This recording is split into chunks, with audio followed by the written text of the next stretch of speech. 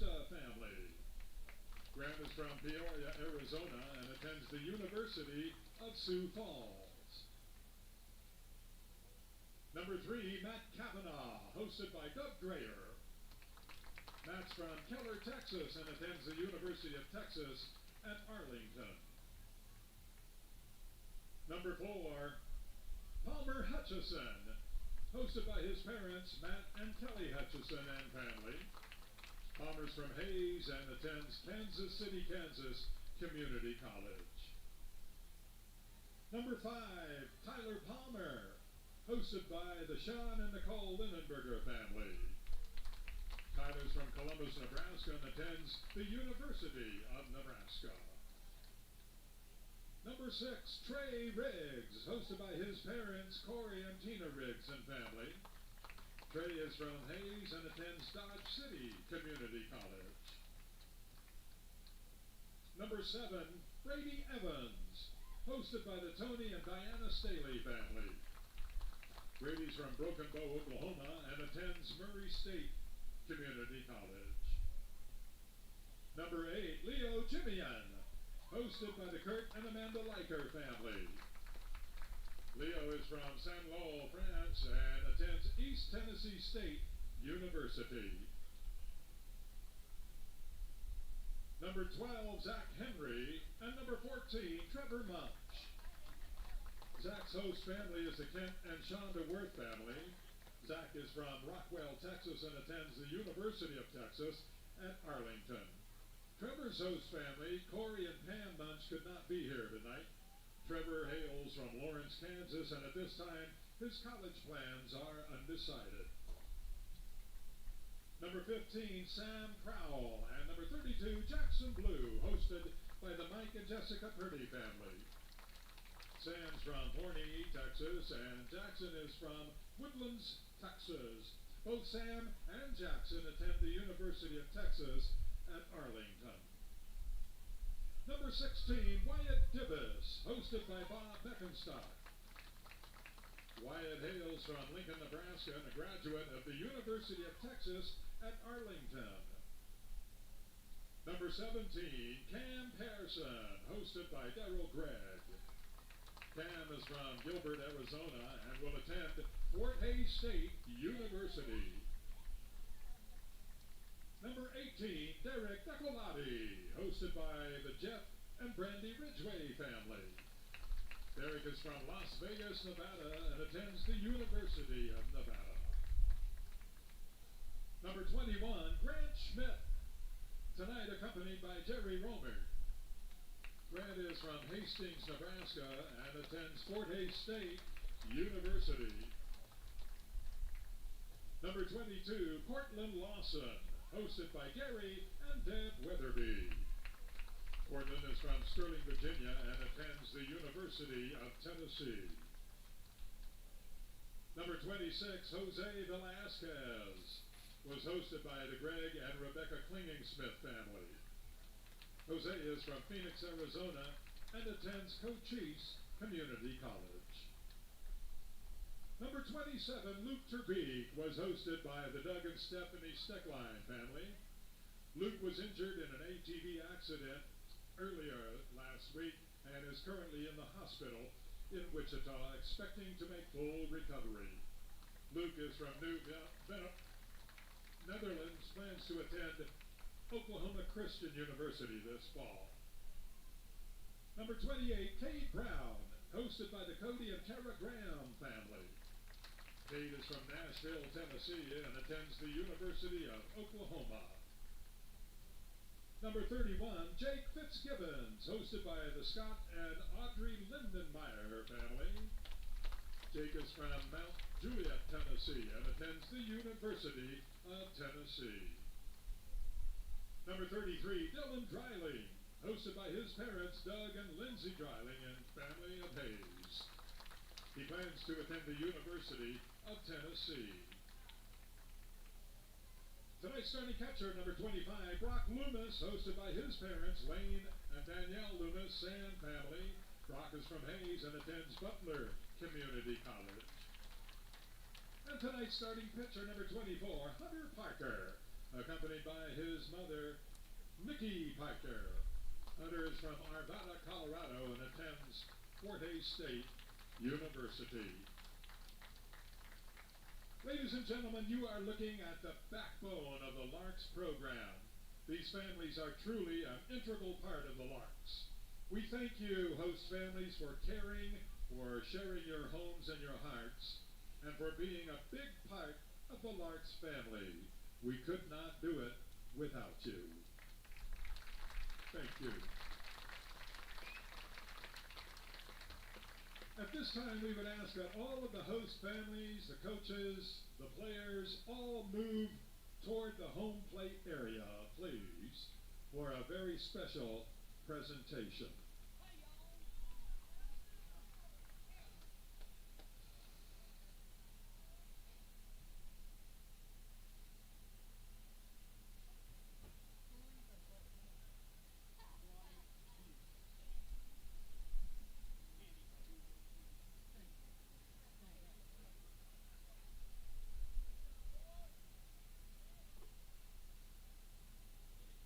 Ladies and gentlemen, before we introduce the Larks starting lineup for tonight's game, we would like to recognize three very special young men who are veteran players for the Larks.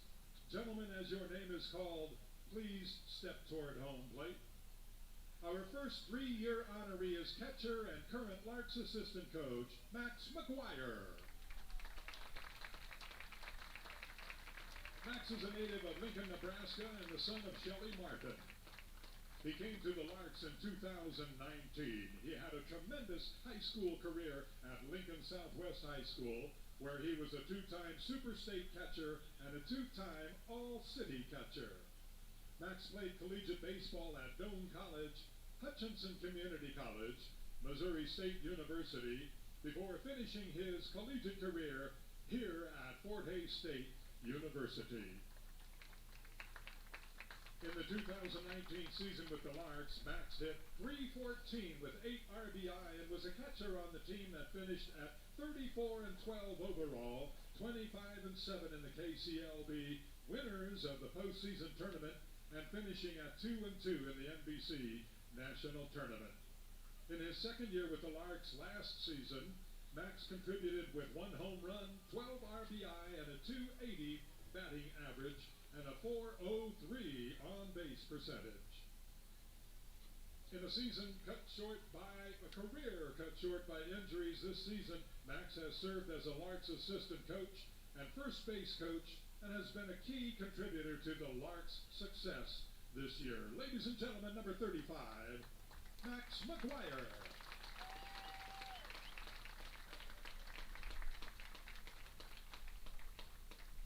Our second honoree is Matt Kavanaugh.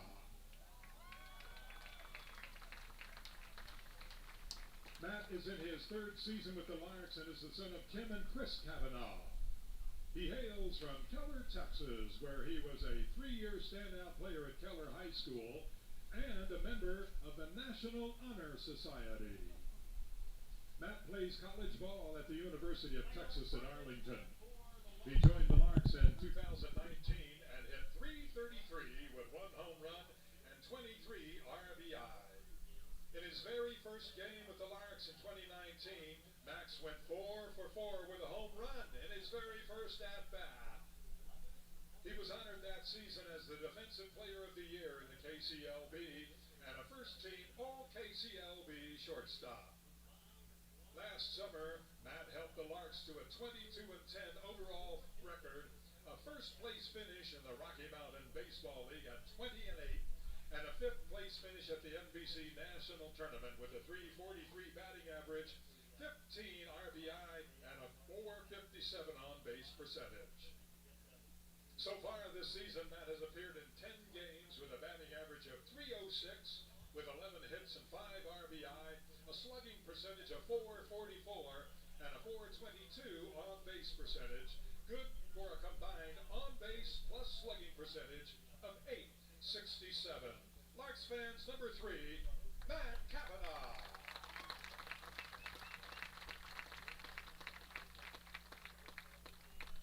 Our third honoree this evening is Larks four-year player and team leader, Wyatt Divis.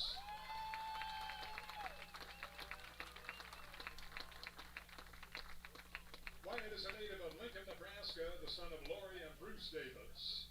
He was a standout athlete at Lincoln Northeast High School, where he was a three-time all-conference player and an all-academic honoree.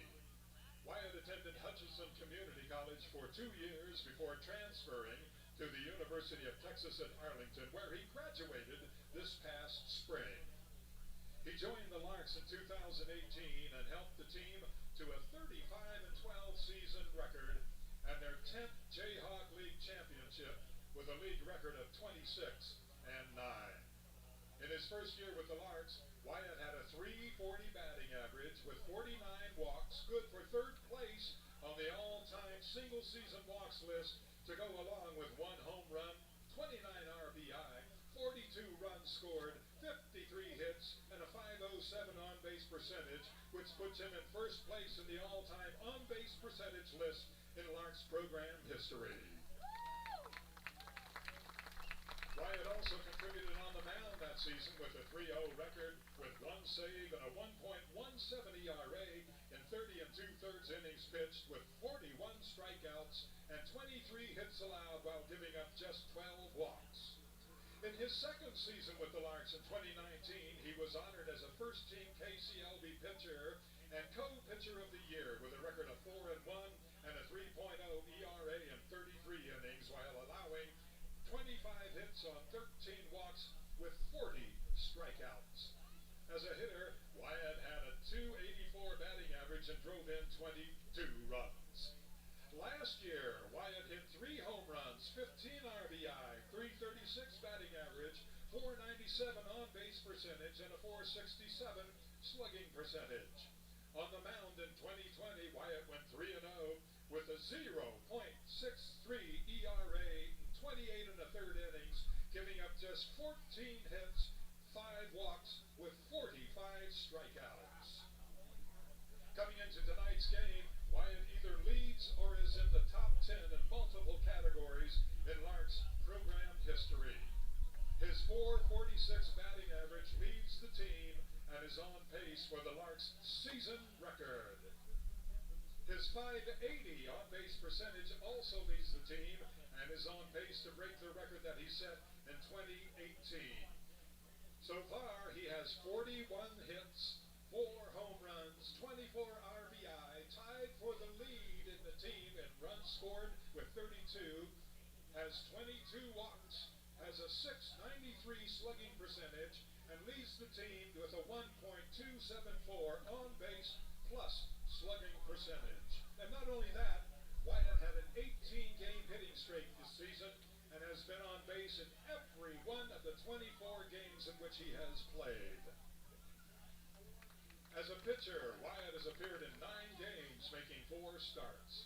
He leads the team with 34 2/3 innings pitched and is tied for the team lead in wins at 5-1 with 1 save. He's allowed 29 hits, has walked just 4 batters while striking out 43, giving him the team lead in strikeouts to walks at 10.75. He also has a 1.41 ERA while holding opponents to a .206 batting average. Ladies and gentlemen, one of the all-time greats in Larks program history, number 16, Wyatt Divis.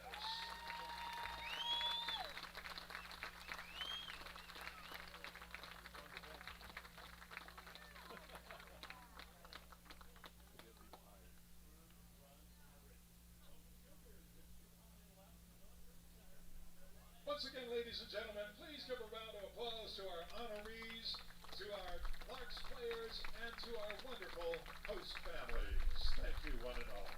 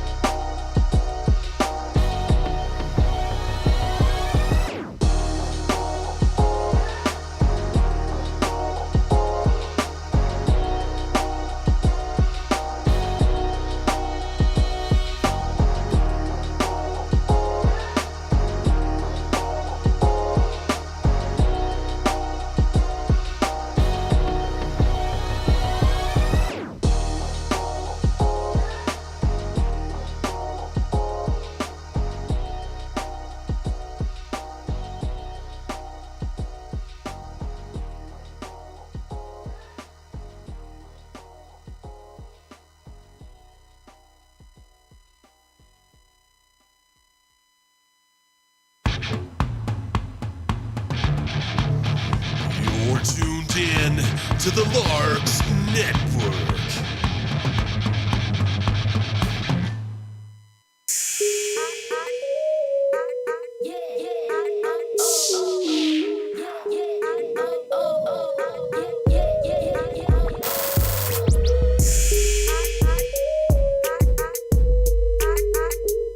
Ladies and gentlemen, welcome to historic Larks Park and the 75th anniversary season of Hayes Larks Baseball. It's host family night here at the ballpark, and we're honoring the heart of the Larks program, our wonderful host families. Tonight's contest is a wrap-up game of this three-game series featuring the Denver Cougars and your Hayes Larks. The Larks come into tonight's game at 27-5 on the season, and at 15-3 are the 2021 Rocky Mountain Baseball League champions. The Cougars enter tonight's contest at 10-20-1 overall, 6-11 in the RMBL. Pre-admission for tonight's games have been made possible through the generous sponsorship of Commercial Builders Incorporated, Whiskey Creek Wood Fire Grill, Big D's Rental, and Phase 2 of Hayes. We greatly appreciate those generous people and their support of Hayes Larks Baseball. And now let's meet tonight's starters for your Hayes Larks.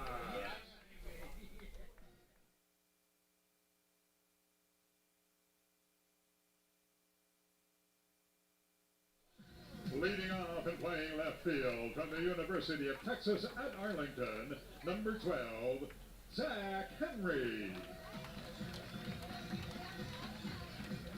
Batting second, the shortstop from the University of Texas at Arlington, number 3, Matt Kavanaugh. Batting third, the second baseman from Fort Hays State University, number 17, Cam Pearson. Batting fourth from the University of Sioux Falls, the first baseman, number 2, Grant Long. Batting fifth, tonight's A Street Liquor beverage batter, the center fielder from East Tennessee State, number 8, Leo Jimia. Batting sixth, playing third base from Kansas City, Kansas Community College, number 4, Palmer Hutchison. Batting seventh, the designated hitter from the University of Oklahoma, number 28, Cade Brown. Batting eighth and catching from Butler Community College, number 25, Brock Loomis. And batting ninth, playing right field from the University of Nebraska, number 5, Tyler Palmer. Tonight, making the pitching start for the Larks from Fort Hays State University, number 24, Hunter Parker. And in his 40th season with the Larks, please welcome the head coach, Mr. Frank Leo. Larks pitching coach is Keith Harper. Assistant coach is Max McGuire.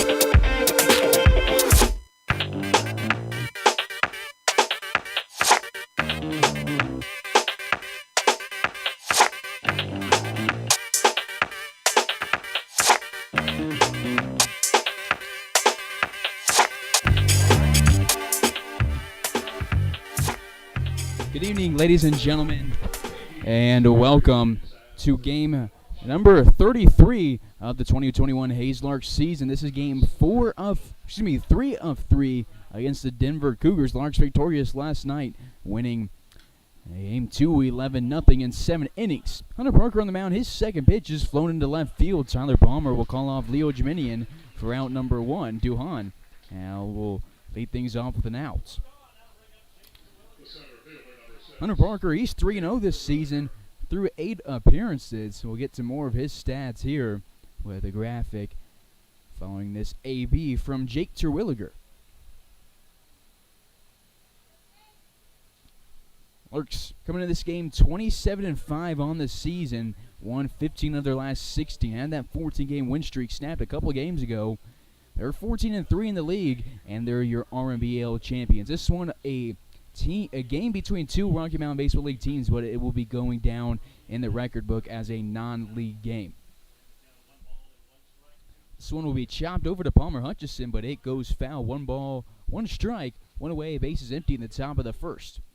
Terwilliger at the dish, the center fielder, adding second in the order. It's from Allen, Texas, and goes to Bucknell University.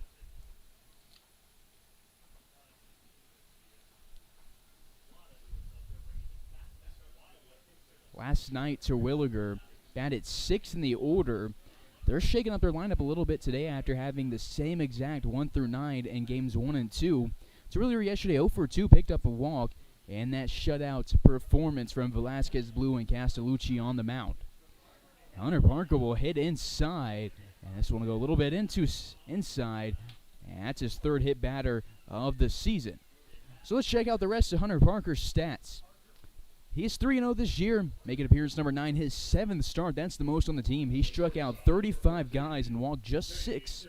Has an ERA of 2.91 and a whip of 1.10 and an opponent batting average of 235. Throws strikes around 70% of his pitches. It starts off 63% of his batters with the first pitch strike. This one no different to Kane Iwata. And he was batting 3rd in the 3rd straight game against the Larks this season. 0-1 count with the runner at first here in the top of the first. This series is split right now, 1 game apiece for each team. Larks swept the first series against Denver this year, winning game 1 10-4, then game 2 9-3, and then completed the sweep, going 16 runs over the course of 9 innings against the Cougars, giving up 9 runs in the effort. Parker comes home, the 0-2 flowed into center field. Jiminian moves to his right, creeps in, and gets it for out number 2 here. Parker has pitched against the Cougars this season. That was on the 20th of June. Through 1 1/3 innings in relief. It was his first appearance that he didn't start, his 3rd appearance of the season. He struck out 2 guys and walked 1. His first outing was against the Roughnecks. He went 3 innings in the start, picked up a win. Because it was scheduled for 3-3-3, you can give the pitcher the win in RMBL play. Don't have to go 5 innings if it's set up that way. And then he responded with a game day Saints outing when he went 2 1/3, and it was his worst outing of the season. When you take away that game, his ERA is at 1.44 and a whip of .86. So that game, very much an outlier for a guy who's been dominant since then. 1-0 count here to Braden Koenig. This one will miss the zone. 2 balls, no strikes here. Terwilliger at first with 2 outs.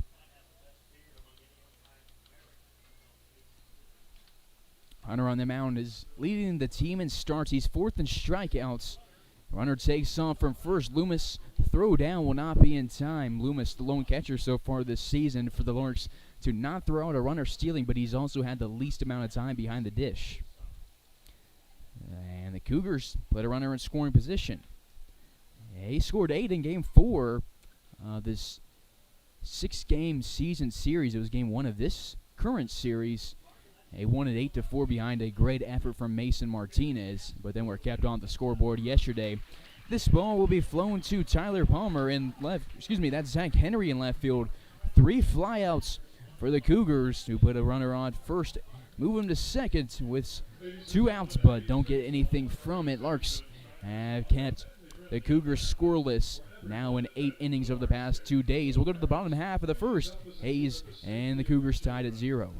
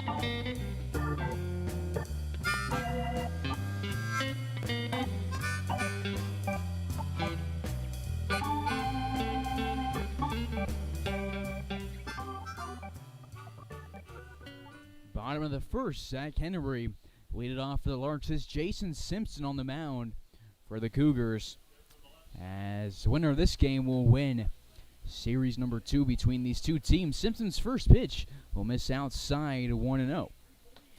Cougars 10-18 this season. They're 6-11 in league play. They're 5th. They've lost 3 of their last 5. They're actually 10-18-1 according to their game changer. They had a tie about a week ago. So there's a new one for you. Not sure if that's accurate or not, but we'll roll with it. 1-1 count. Simpson, the righty, comes from the windup. Henry shows bunt. This one will miss outside. Henry leads the team in stolen bases with 25. If he gets one more, he'll crack the Larks' top 10 for a single season record.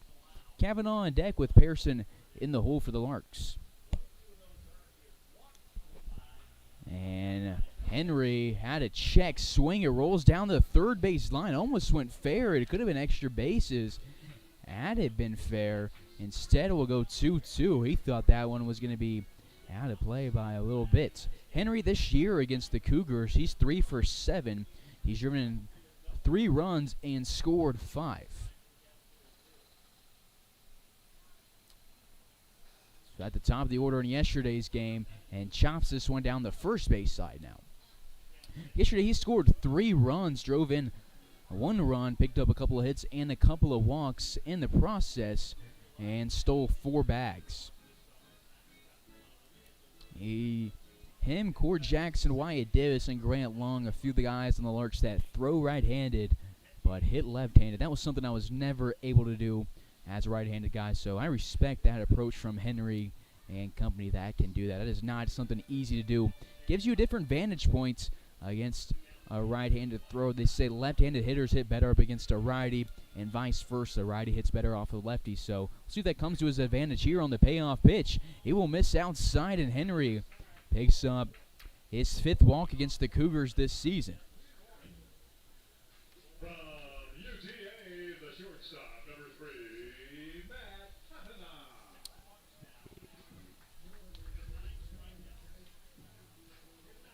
Henry has walked 3 times in the past 2 days. So we'll go to Matt Kavanaugh.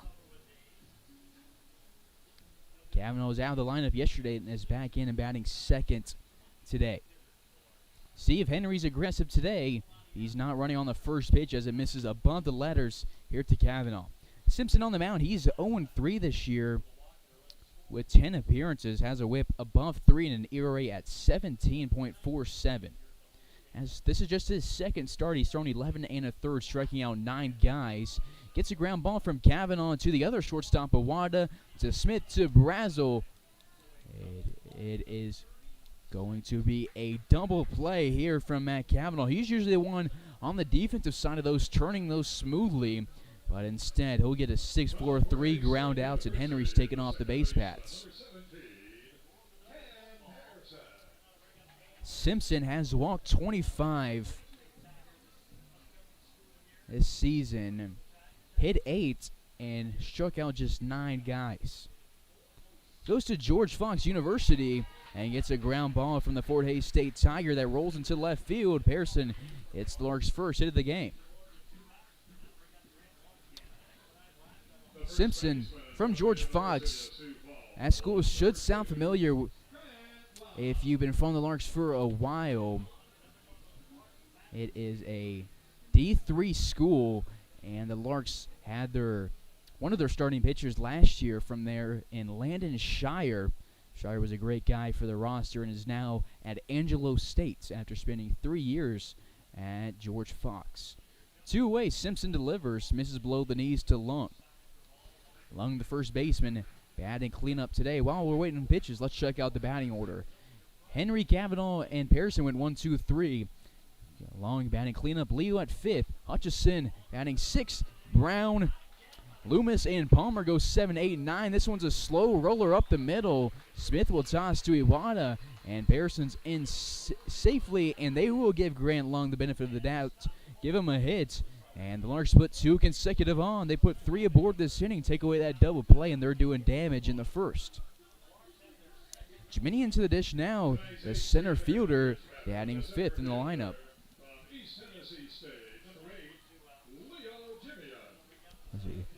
Nice roller for Lung to put himself aboard. Simpson has allowed a walk and 2 hits today. On the season, Simpson has given up 17 hits. He pitched against the Larks on the 20th. That was the same game that Hunter Parker pitched in. And Simpson went 3 innings in relief, had just allowed 3 hits. He's allowed 2 so far in the first inning. Walked a guy, struck out 2, no earned runs. And a game that the Larks won. The 1-0 delivery from Simpson inside. Leo thought it was coming for his head. He dodges it, goes 2-0 in the counts. That was a game that the Larks won 16-9, and Simpson is getting his second look at the Larks order. He's only pitched in 1 home game this season, and this is his 10th road game on the rubber. 2-0 counts. The righty will go from the stretch. Off speed will miss low and outside. 3 straight balls here to Leo Jamian. On deck is Hutch if the Larks need them. It's not as hot as it was yesterday, around mid-80s here in Hays after a scorcher yesterday.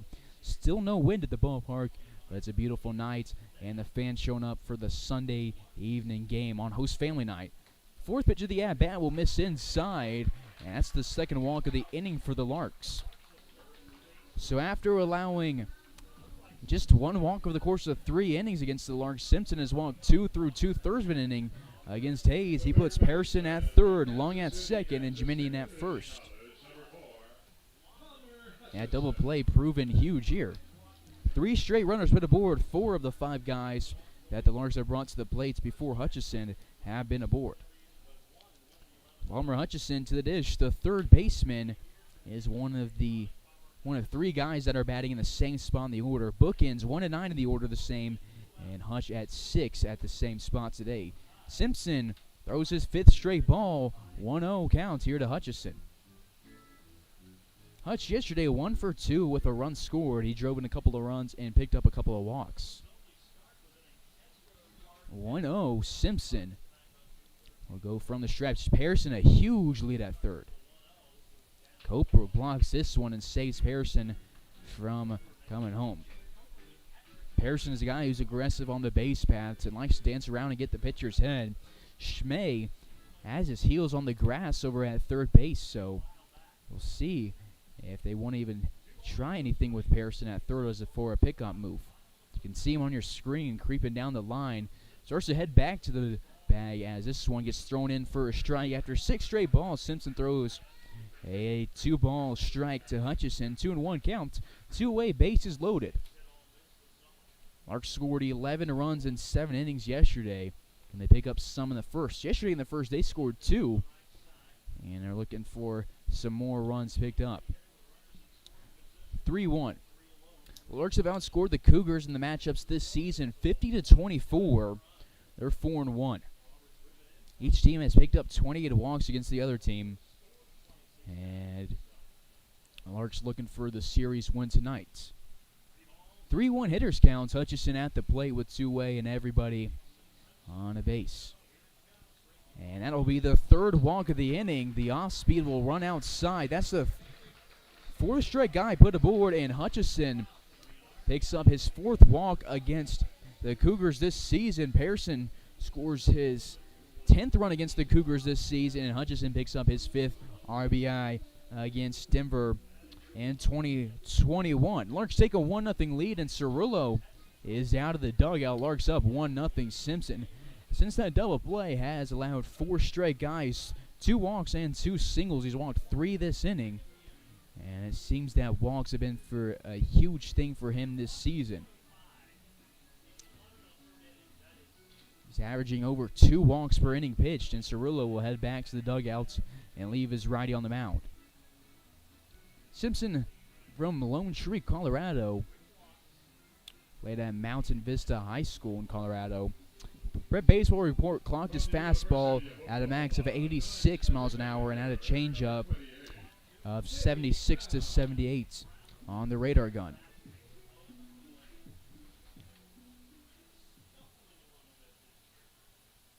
He was a 2020 grad and spent the past year at George Fox. Bases loaded after Pearson scores another run on the year. And that is another ball here to Cade Brown, 1-0. For Cam Pearson, that is run score number 33 this season. That leads the team, breaks his tie with Divis. And for Palmer Hutchison, he drives in his 27th run of the season. That is tied with Grant Schmidt for 2nd place on the team leaderboard. 1 ball, 1 strike here to Cade Brown. Brown, the DH, didn't play yesterday. He's back in the order today. He's only had 8 at-bats against the Cougars in the past 5 games against them this season. 4 runs scored, 4 hits, and he's driven in 1 run and walked 2 times.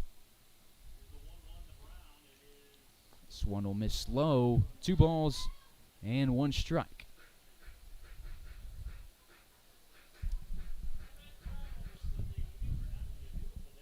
Larks have hit 7 home runs against the Cougars this season, 2 of them grand slams. Could Cade Brown bring in another one? He will bring in a run as he sends a single up the middle. Lung scores, Dominion races home from 2nd, and the Larks 2-out rally, a good one.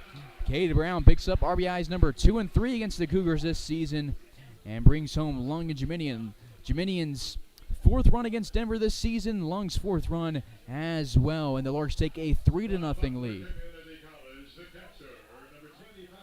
Big at-bat there from Brown, and he puts the Larks up by a trio of runs. RBIs number 7 and 8 this season for Cade, and for Grant Lung, run score number 23, and for Leo, run score number 27. Larks have put 5 straight aboard after that double play, and have put 6 of their 7 batters of the inning on the base paths. Another first pitch ball, this one to Brock Loomis. 2 aboard, that is Hutchison at 2nd with Brown at 1st. 3 through 5 in the order of all scored for the Larks. This one a nice pitch from Simpson. It'll drop just low, a second too late. He's upset with the call from home plate umpire Hunter Fitzpatrick. And we'll go 2-0 now in the count. There's a couple guys standing in the pen for Denver, but nobody throwing. 2-0 off speed above the letters, or excuse me, now at the letters. 2-1. It was at the letters. The Larks' white vest with the red lettering, the blue trim, rocking out the red sleeves today. Larks have used those vests for a while. This is the second game the Cougars sport their camo jerseys with the gray pants. 2-1 off speed. This one is above the letters. 3-1 hitters counts for Loomis. Loomis is playing in his 14th game this season and has 9 hits. 3 of those against the Cougars. In one of the games against the Cougars, Brock had a double and a home run. Picked up 3 RBIs and a run scored in that game. We'll have a full count here to Brock Loomis, the Butler Grizzly. Here with 2 outs and runners on first and second.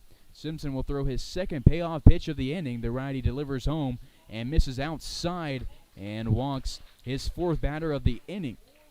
It has been a struggle through the first 8 batters for Simpson once you take away that double play, and that's going to be a day for him. Cerullo will come out of the dugouts. Larks have the bases jacked for Tyler Palmer, and we'll be back after the break.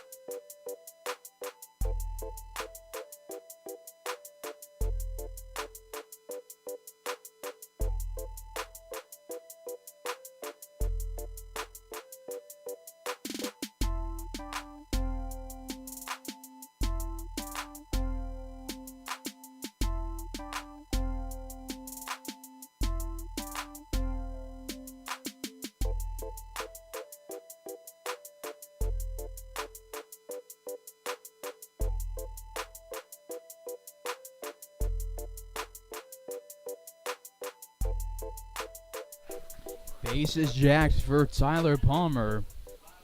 He has only played in 1 game against the Cougars this season after being injured for the first 3. He went 1 for 4 in his last effort against the team as a 1-0 count here. He's at the bottom of the order for his 2nd straight game against Denver this season. Larks have the bases loaded. It's Hutchison at 3rd, Brown at 2nd, and Loomis at 1st. Palmer takes a hard cut at this one, 1-1. He was really hot about mid-season, especially at the start of July, and was on fire. And since then, his bat hasn't been as hot as it was. He's picked up a lot more strikeouts, and I know he wants to. He's been frustrated with this game, but still has one of the highest slugging percentages and OPSs on the team. This one will catch the outside corner.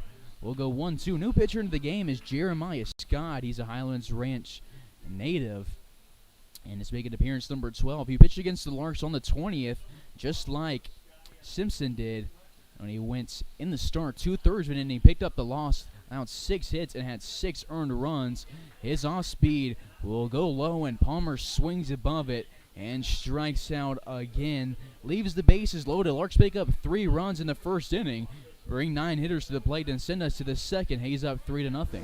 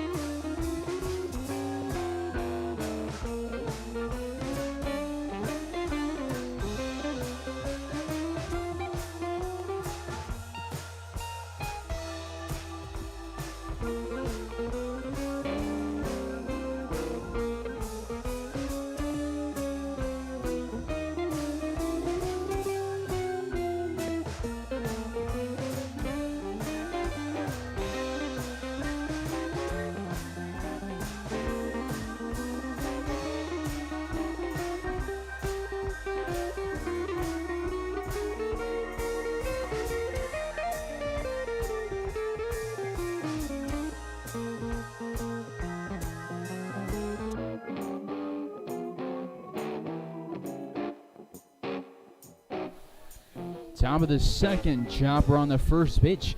Goes to Grant Long. He tags first base with his right foot and gets the first out easy. At the top of the second inning, that was Real Brazel. We saw him on the mound against the Larks in this series, and now is 0 for 1 today. Brings up Gavin Schmay, the third baseman. And the high schooler will step to the plate. Going up against Parker. Schmay yesterday 0 for 2 with 2 strikeouts and a walk. It was a great pitching effort from the Larks staff yesterday. Velasquez got a start, went 4 innings, picked up his 5th win of the season. He's now 5-0. That's the best record on the team. He's tied with Divis for the most wins. As we get a line drive to the backstop from Schmay. Velasquez struck out 4 guys yesterday, walked 2, no hits, no earned runs. And Velasquez has just been so dominant on the mound this season. Is going to be huge for the Larks this year at the NBC. That was Velasquez's 10th hitless outing of the season. His first 3 were hitless, and then outings number 5, 6, and 7 hitless, and then 9, 10, and 11 were hitless. Likes to throw trios of hitless outings, and we'll see if we can keep that for the NBC. 1-2 count here to Schmay. Parker misses outside with 1 away. Parker saw 4 batters in the first inning, got 3 flyouts, and then had a hit by pitch. And it's been smooth sailing for Hunter in the month of July. And pretty much for the entire Larks roster, who started out July with 14 straight wins, Parker will get Schmay looking on strike. Schmay knew it and is going back to the dugout 0 for 1. Parker now has retired 4 straights. Larks fans, be sure to follow the Larks on Twitter, like the Larks page on Facebook, and subscribe on YouTube to stay up to date with all things Larks baseball all summer long. Larks picked up 3 hits in the first inning, walked 4 times, scored 3 runs, and they left 3 on, bringing 9 hitters to the plate. Parker's first pitch, a fastball chopped over his head. It rolls up the middle of the infield. Kavanaugh gets it and throws to Long. It's a 1-2-3 second for Hunter and Co. Striking out his 36th batter of the season, and that'll end the top of the second. He keeps the Cougars off the board, and 2 innings. We go to the bottom half. Hayes up by 3.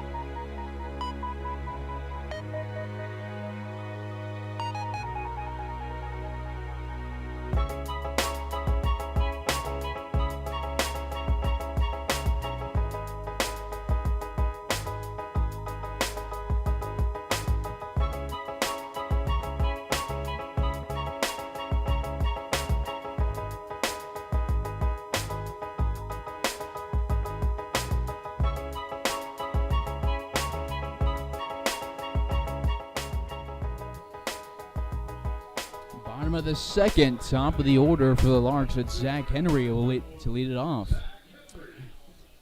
Jeremiah Scott came in and faced one batter in the first inning and got a strikeout and is back to the mound. He's from Colorado Christian University and is pitching his second game against the hometown team this summer. And we'll get his first look at Zach Henry today. Henry walked in the first inning and then was out on the Kavanaugh double play. First pitch from Scott catches the outside zone. 0-1 here to the left fielder from UTA. Henry, one of 5 guys on the Larks roster from Texas Arlington. Scott, a freshman at GCU, misses the zone. 1 ball and a strike.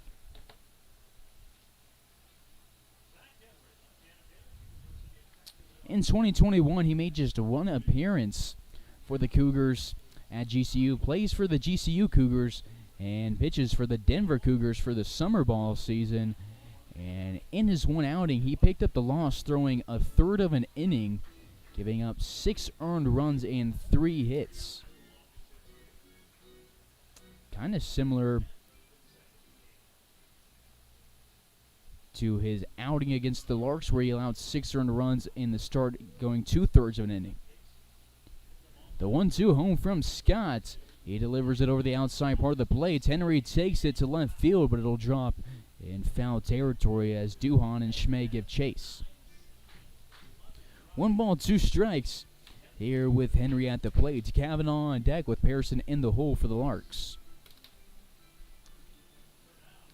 Zach, this season, he's batting .348 and has an on-base percentage pushing .500. That walk and a hit here would put him over .500 for the season.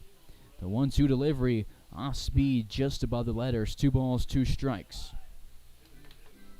Henry's picked up 24 hits and 20 walks. This is a guy who didn't really walk a whole lot at the beginning of the season and struck out in a handful of games and the June part of the season, but in July he has eliminated that part of his game, picking up a ton of walks. Sends a ground ball to Iwata. He goes to the left side and throws in time. Nice play to rob Henry of a hit, but Henry having a great summer, and his speed, bats, and defense have been huge. One away here as we go to Matt Cav, one of just 2 Larks to not get aboard in the first inning. Had that double play.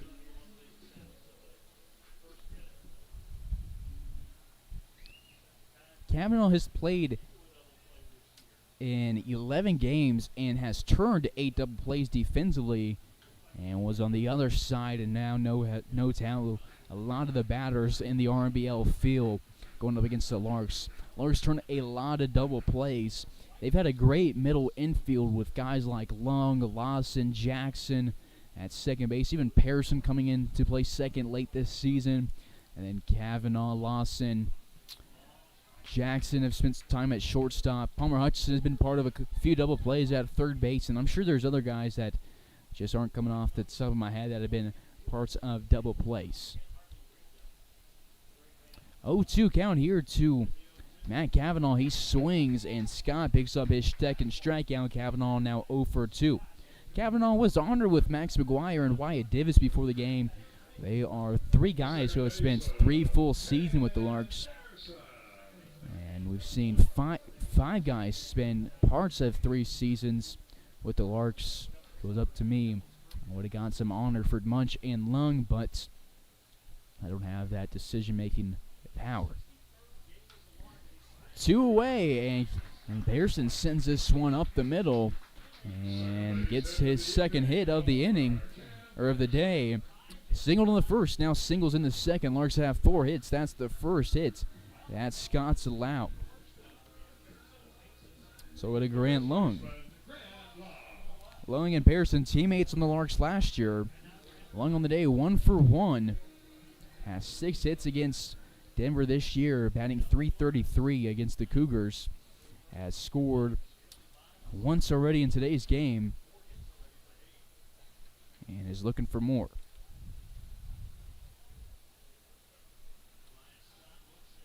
2 away, Scott delivers. Pearson's running on the first pitch to throw a good one, and that's going to get Pearson out. A dime from Cooper will catch Pearson stealing, and Lung will be the guy that leads off the bottom of the third. Pearson's been aggressive all season on the base paths. It usually works out in the favor of the Larks, but it doesn't here as he's caught stealing for the 4th time in 2021. We'll go to the 3rd inning. Hayes up 3-0 against the Cougars.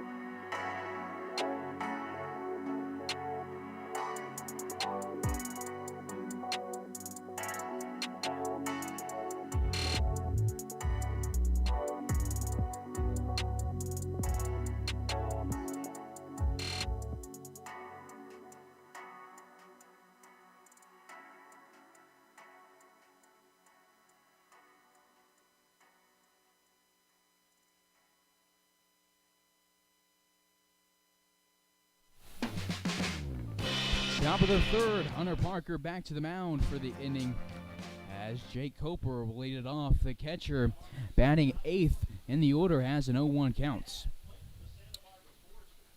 Coper from Santa Barbara, California, plays at SB City College, has an 0-1 count. Parker from the windup, fastball fouled out of play over to the backside. We'll go 0-2. Our scored all 3 runs in the first inning, and then brought only 3 hitters to the plate in the second. Parker worked a 1-2-3 second, striking out his 32nd guy of the season. If he gets 3 more strikeouts, he'll move up to 4th place on the leaderboard for strikeouts for the Larks in 2021. The 0-2 flown to left field, and that's the 3rd flyout we've seen to Zach Henry. In this game, Parker has now retired 6 straight, and there's 1 away in the 3rd. Smith to the plate. He's from Highlands Ranch, Colorado, plays at UCCS. He's at the bottom of the order today. After being the bottom of the order in games 1 and 2, he went 0 for 2 yesterday with a walk and a strikeout. First pitch from Parker catches the low outside corner. A beautiful pitch for strike 1 called.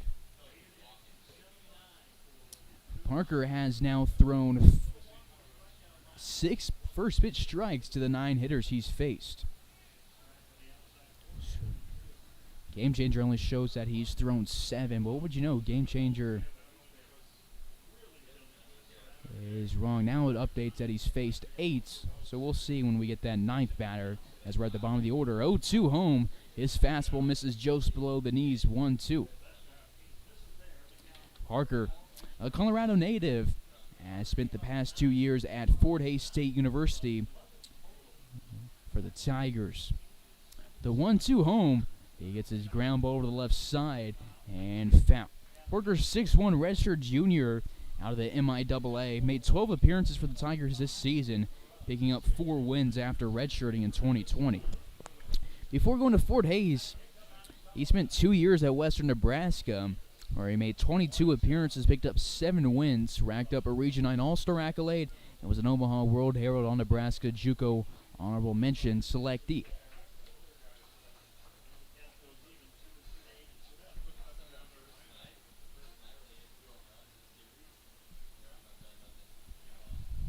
Two balls, 2 strikes. Here to Smith. Parker takes his time with the windup, and Smith fouls another one off. On deck is Duhan. Parker has faced just 1 over the minimum. Parker only lost 1 game in high school, according to Max Preps, striking out 42 guys. So, has continued his dominance since his playing days in Colorado. 2-2. Larks will have 2 games against the Game Day Saints on Tuesday and Wednesday to round out the regular season. That's a team that Hunter Parker played for in his younger days and pitched against them back in early June, and probably will not be pitching up against them since he is pitching here on Sunday. 2-2 home. He misses inside on a fastball. 3-2. Expect to see Fitzgibbons start at least one of those 2 games against the Game Day Saints, and not sure who else we'll see.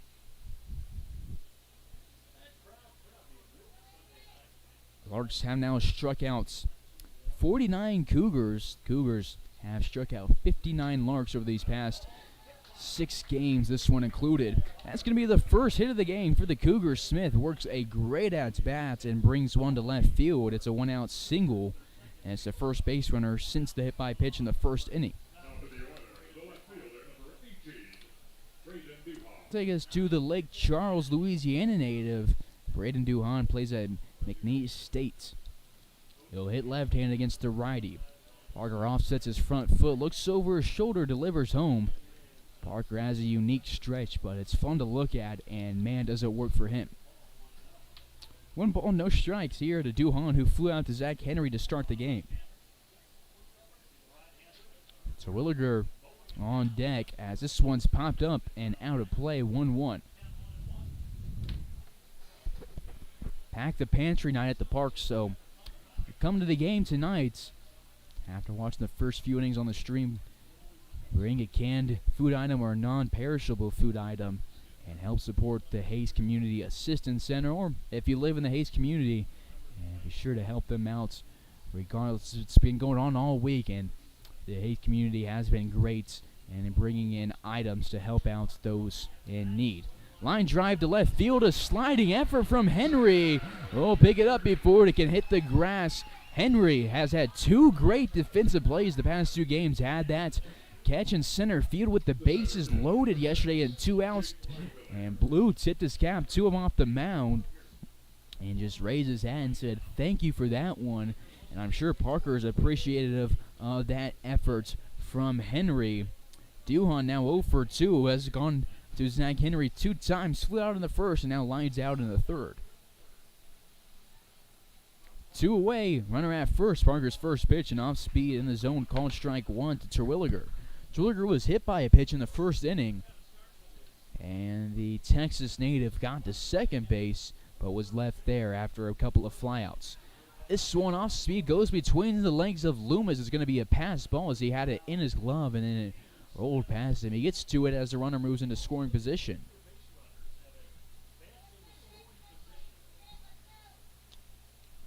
One counts with 2 away here in the top of the third.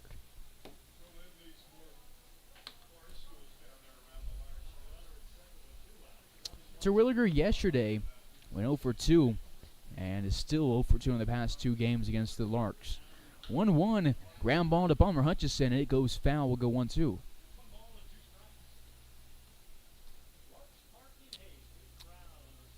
Larks have committed 2 less errors than Denver this season, scoring 26 more runs, now 29 with these 3 runs, and have gotten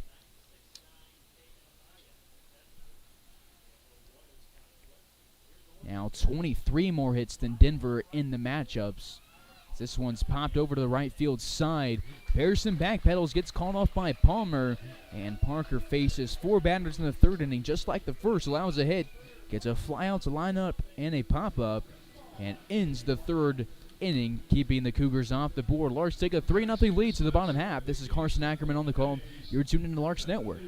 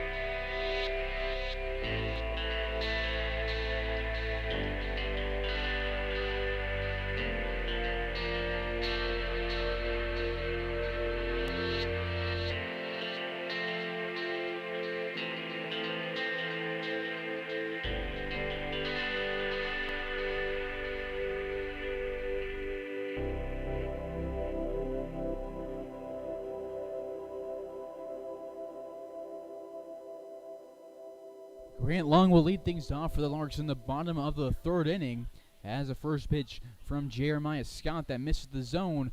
1-0. Along 1 for 1 today, faced Jason Simpson in the first inning and is getting his first look at the second pitcher for the Cougars. Trevor Munch up in the pen for Hayes. Southpaw getting loose.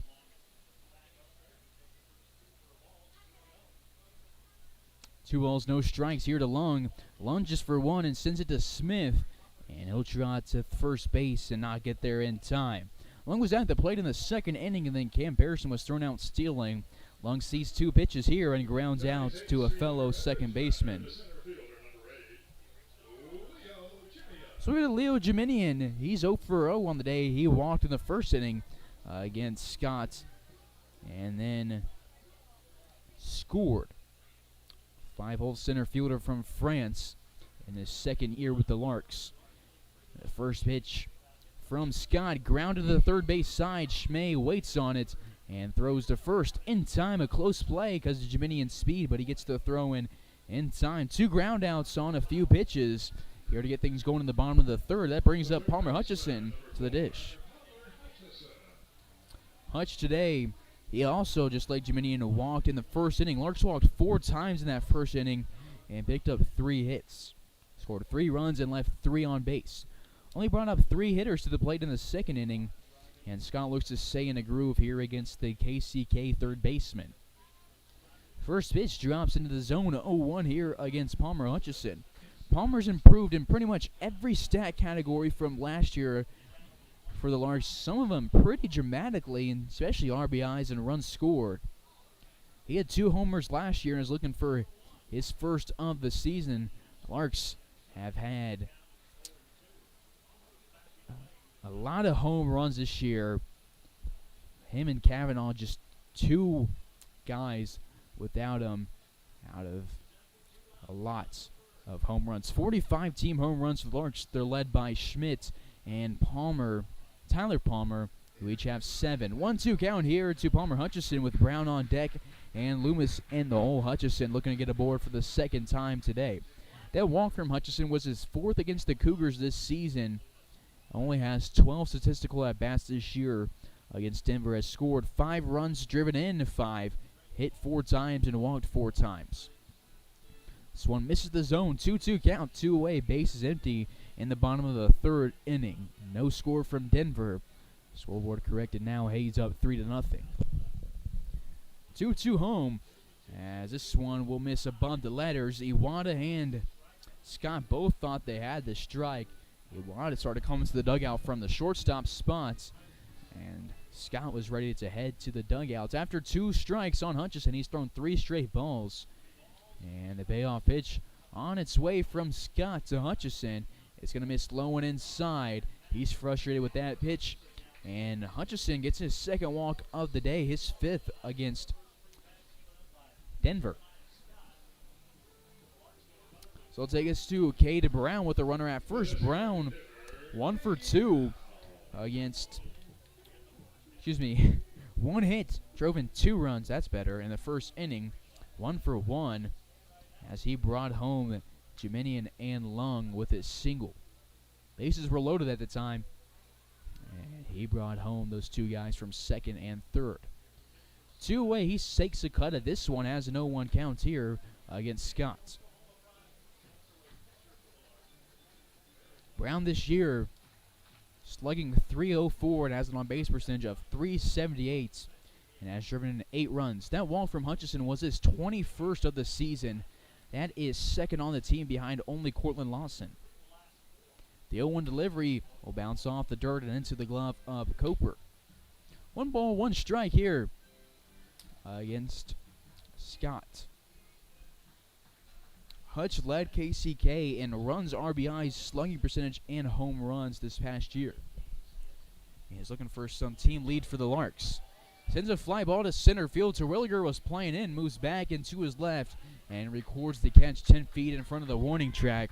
Nice hit ball, but it will be reined in by Terwilliger. Brown now 1 for 2, and that'll end the 3rd inning. Larks scoreless for their 2nd straight, and we'll go to the 4th. Hayes up 3-0.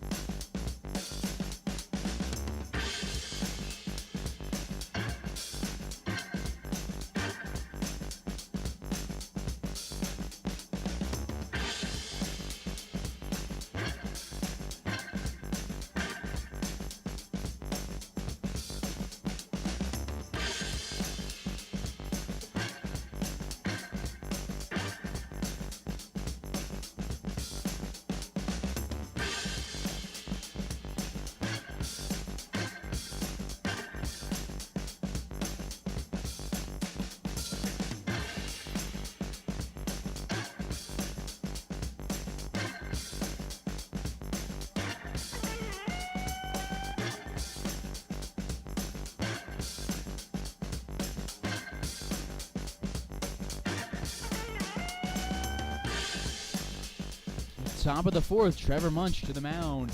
And appearance number 9 on the season for Hunter Parker is over after 3 innings.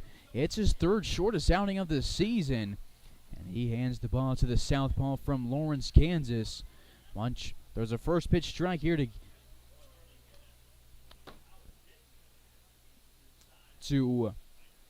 Keen Iwata. Iwata 0 for 1 the day with a fly out to Jeminian. 1 ball, 1 strike. The southpaw, that last pitch that Wichita State delivers.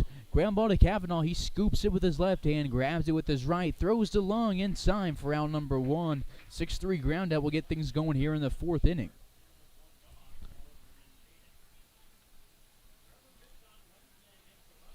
Parker finishes his day 3 innings on 39 pitches, throws strikes on 72% of his pitches, and starts out 7 of his 11 hitters with a first pitch strike. Allowed just 1 hit, striking out 1. No runs, no walks for the righty from Colorado. Munch throws a slider way inside. We'll go 1-0 here to Braden Koenig. This is appearance number 10 this season for Munch. Southpaw has thrown 15 2/3 innings. He's 1-0, has started 1 game, and his past 9 appearances have been in relief. He's given up just 14 hits this year and has just 5 earned runs, striking out 18 guys in the process, walking just 8. There's 2 straight balls here to Koenig, who flew out to Zach Henry to end the top of the first inning in his first and only AB prior to this one. Munch will go from the stretch here with nobody on, misses outside 3-0. Munch has an ERA of 2.23 and a whip of 1.40.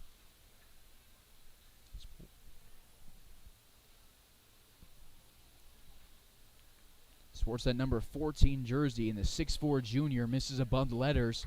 Walks his 9th batter of the season. Koenig aboard on 4 pitches. First walk allowed for the Larks today. Munch last year at the Larks, he went 2-2 through 10 appearances after pitching for the Larks in a few games in 2019. Last year picked up 2 wins and 1 start and a save, striking out 11 guys and had a whip just 200ths above 1. Brings up Will Brazel to the dish, the first baseman from Colorado. Broomfield native, plays at Scottsdale Community College, and that'll be a wild pitch to the backstop. 1-0 counts. And Keith Harper, the pitching coach of Larks, is going to come out of the dugout and have a chat with Loomis. And Munch will take a quick pause and be back.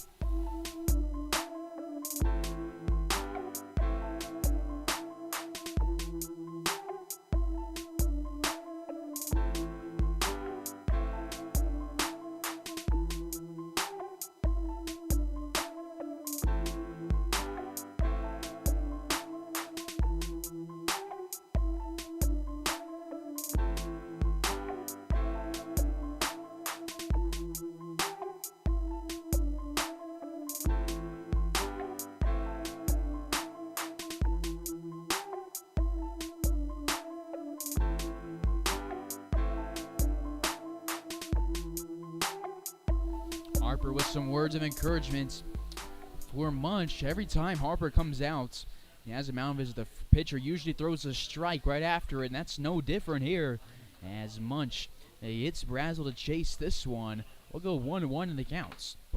And every pitcher that's pitched under Harper for the Larks has very high opinions of him, and they always seem to perform better after a mound visit. So Harper very valuable to the Larks, and has spent a couple of decades with the team.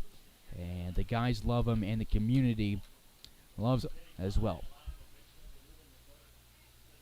2 balls, 1 strike here to Brazel. He pitched in this series and is at the plate now. 0 for 1 the day after grounding out to Pearson for out number 1 of the second in his prior AB. Chases one again, pops this one up behind the plate. Loomis gets rid of the mask and gets under it and snags this one in his glove. Good reactions from the catcher from Hays, Kansas, and he'll get out number 2. Brazel now 0 for 2 with a pop-up to the 2 spot on the defense. Larks defense right now, Henry, Jeminian, and Palmer going from left to right in the outfield. Hutchison in the hot corner, Kavanaugh at short. And on the right side of the infield, Pearson at second, Long at first with Loomis behind the plate. It is Munch on the mound for Hays.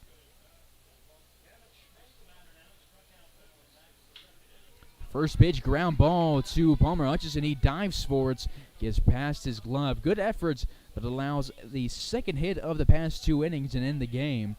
Schmay now 1 for 2 with a strikeout and a single. Koenig moves to third in the process. And we'll go to the 7-hole, the DH Carson Trumple. That one was just a tough play for Hutch in the hot corner. Runners on the corners with 2 outs here in the top of the 4th inning.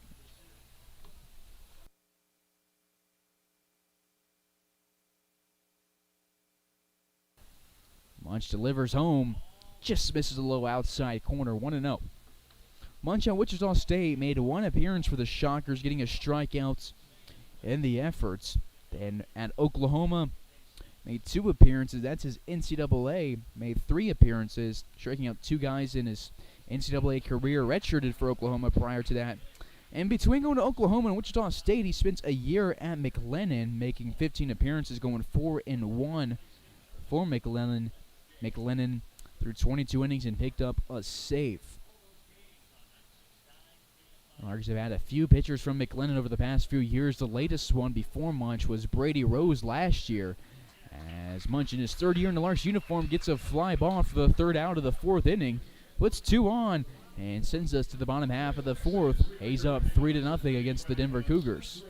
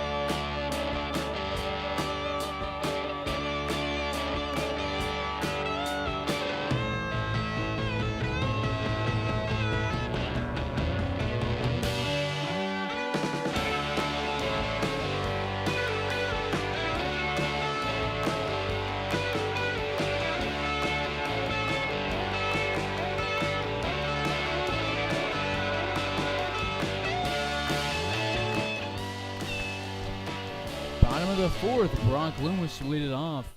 Scott back to the mound, appearing in now his 4th inning.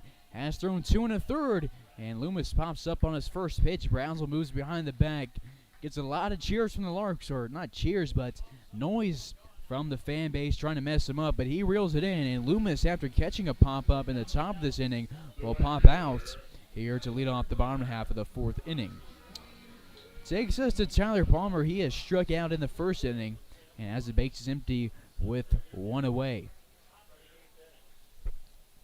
Palmer been huge for the Larks this season. Has been pitching well in July after only having 1 appearance on the mound. In June, shows bunt on his first pitch, brings the bat back, and has a called strike from Scott. This is Palmer's 18th game hitting. He has 17 hits, 7 of those home runs, 3 doubles, and 7 singles. Ground ball to Schmay. Palmer puts this one in play, but it's going to be across the diamond in time for out number 2. 2 away quick on a pop out and a ground out. Scott has retired 3 straight Larks. Go back to the top of the order. Henry making his third plate appearance in 4 innings. He's 0 for 1 with a ground out and a walk. Larks have walked 5 times in this game, have picked up 4 hits, left 4 guys on, and scored 3 runs. As for the Cougars, they've had just 2 hits, 1 walk, no runs, and they've left 4 guys on base. Foul ball will roll down the left field line, and we'll go 0-1. Frank Leo at third base, the coach for the Larks, his 40th season with the Larks. And at first base, coach for the Larks, Max McGuire. It's his 3rd year with the Larks program after spending 2 years as a catcher in his first season as the first base coach here, replacing Bryce Baumwerts, a Larks legend from last year. McGuire, along with Davis and Kavanaugh, honored before the game for 3 years of Larks service. 1 ball, 1 strike here to Zach Henry. And the left fielder swings at this one and off speed, loses his bat again. And he might have caught Coper with it. Not sure how Coper got hurt, but if it was the bats, that can hurt. Henry will talk to him. Henry lost his bat yesterday swinging and went off the top of the Cougars dugout and rolled out of play. We'll get some pine tar for him, and Coper is shaken up behind the plate, was holding his wrist, and now is holding his head. That's Cirillo out there to check on him. And Frank Leo creeps in to have a chat with Henry and check on Coper as well. Coper appears to be okay. Puts on his helmet. Cirillo having a serious talk with him now. And they'll smile at each other and get ready to go here. 1-2 counts. And Henry will dig back into the left-hander's batter's box.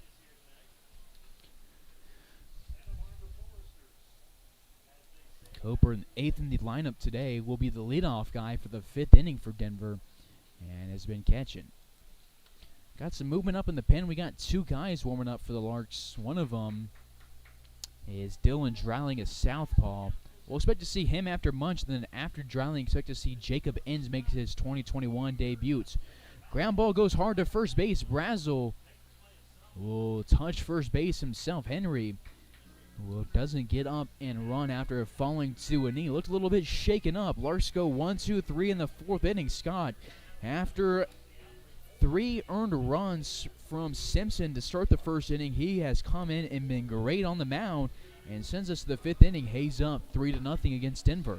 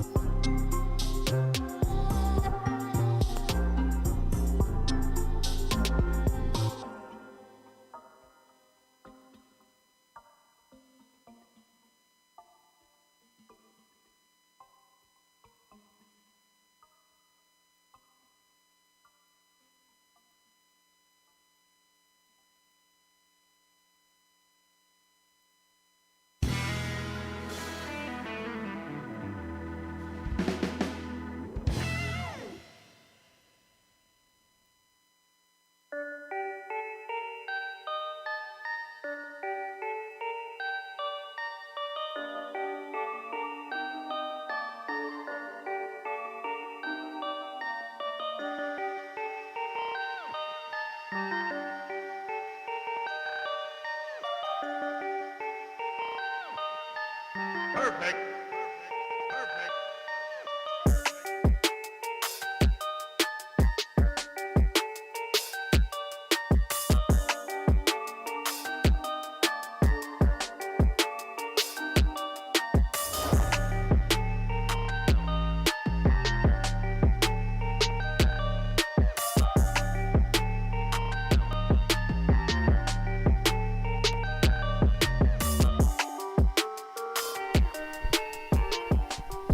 Munch backs the mound for his 2nd inning of work. He'll lead it off against Jake Coper, who was shaken up in the last inning behind the plate.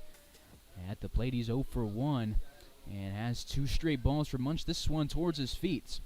Saw the sign on the stream to be sure to subscribe between innings. We've gone up 4 subscribers since I hit start streaming in this game. And so please consider subscribing as we move towards 1,000 subscribers, as that's our goal. Once we do that, we can get to start streaming on our website through YouTube, and that'll be huge for the fan base and keep everything centralized. Ground ball hard to first base. Most guys wouldn't even got a glove on it. Palmer Hutchison dives forward, takes it off his arm or his glove, and has some trouble scooping it up, and it allows Coper to get his first hit of the game, and that is the leadoff base runner, the first leadoff base runner of the game for the Denver Cougars. Larks up 3-0 here in the top of the 5th on a great Sunday night for baseball. Showing bunt here is Smith. It goes to Hutchison. He throws this one in time to Lung. Rounding second hard was Coper. Lung thought about throwing down to second, but holds up. Smith now will stay 1 for 1 with a sacrifice bunt and a single. Had the first hit of the game for the Cougars back in the 3rd inning, and that's the first out. The Cougars put their 3rd runner in scoring position today. Their 4th runner in scoring position. Still looking for their first run. We'll go to the top of the order. Braden Duhan, he flew out to Henry in the 1st and then line out to Henry. A great play from Zach in left field for out number 2 of the 3rd inning. Duhan 0 for 2, lines this one up the middle. Kavanaugh dives towards. They're going to bring home Coper from 3rd, and the throw was going to pull Loomis away from home plate. It was a great throw from Jiminian in terms of speed getting there, but it was just not on the money. And that sacrifice bunt looking smart here as Duhan singles home a run. Coper would not have scored if he was at first base, and Duhan makes it a 3-1 ball game. Runner at second with 1 away. Trevor Munch hasn't allowed more than a single earned run in a game this season. And this is his 6th earned run of the season. 1 away. This one a first pitch strike on an off-speed pitch to Jake Terwilliger. That single from Duhan was his 25th of the summer and brought home his 12th run of the season as well. Ground ball hard to 3rd base. It'll go to the left of the bag. We'll go 0-2. Duhan and Smith now tied for the team lead in hits. Meanwhile, Coper scores. For Jake Coper, that was his 8th run scored of the season. Denver has scored 166 runs this year compared to the Larks, who have scored 326. 0-2 from Munch. Nice off speed. Terwilliger thought about turning on it, held up, and Munch's counts will go to 1-2. Nice pitch from the southpaw from Lawrence, Kansas. Munch in high school had a 1.71 ERA and struck out 59 guys in his senior year. Those numbers pretty close to his buddy Trey Riggs, who had a 1.71 ERA just like that. And his senior year, that was a few years later in 2019. And this single from Terwilliger will be the 3rd of the inning, and he moves Duhan to 3rd. Runners on the corners with 1 out. Kavanaugh was hit into a double play in inning number 1. Could he turn one for the Larks here and get if he gets a ground ball? Larks have turned quite a few inning-ending double plays this season. Bunch will certainly want one here.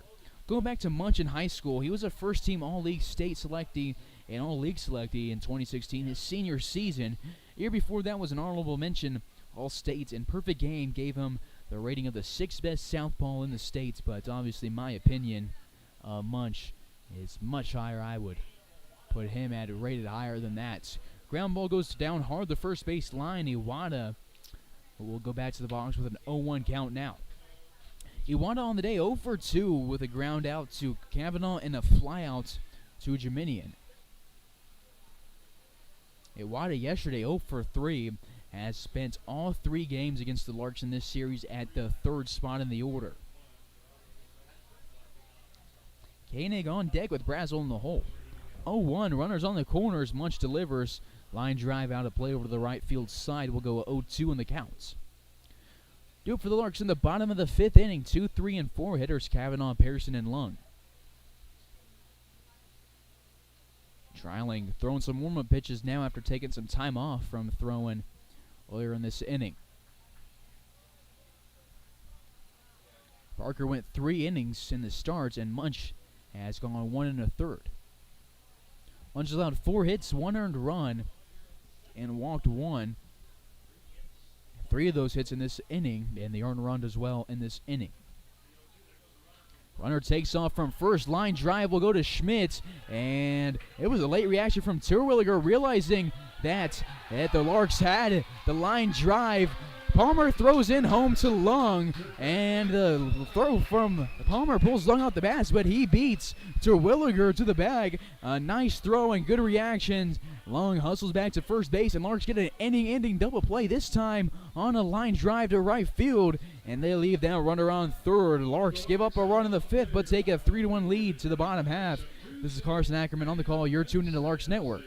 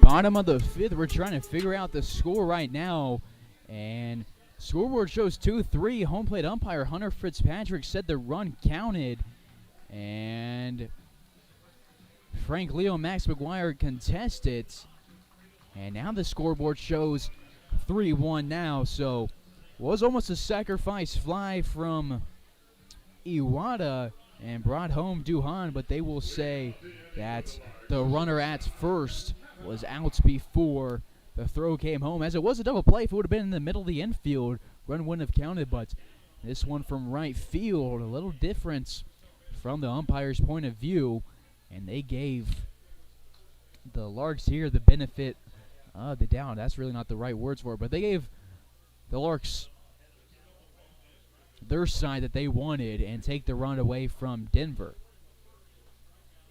Took a while between innings before they put the run up, and then they figured it out and talked about it, and they got the correction now. So now we're right at 3-1. Again, like I said, going into this half inning. At the plate leading off for Larks is Matt Kavanaugh. And Kavanaugh on the day 0 for 2 with a strikeout and a double play. Has a 2-1 count here against Jeremiah Scott. Scott, big righty, will go from the windup. Delivers this one. Kavanaugh takes it to center field. Terwilliger jogs back. Takes 3 steps and records out number 1. Kavanaugh now 0 for 3. That ball was well hit, just right at Terwilliger in center. We'll take us to Cam Pearson. Pearson on the day 2 for 2 with a couple of singles and a run scored. He was thrown out, stealing seconds in the second inning. And Scott has now retired 5 straight Hayes Larks.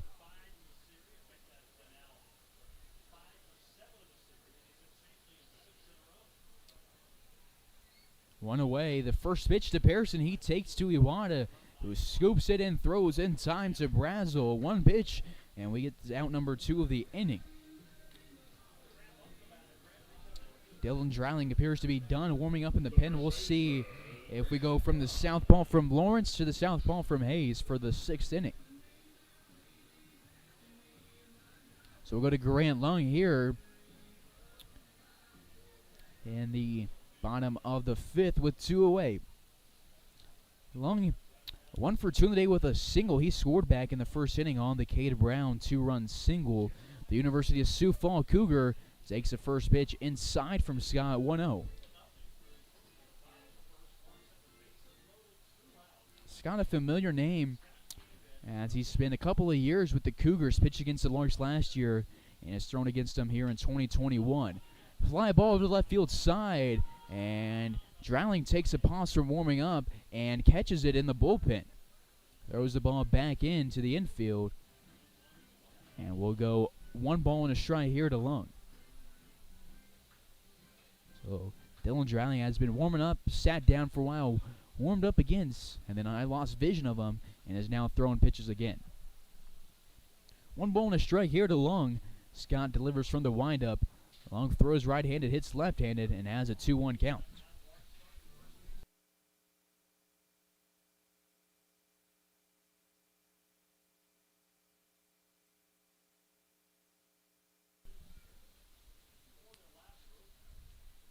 Lung last year at the Larks batted .283 with an on-base percentage of .459. This year he's batting .309 with an OBP of .430.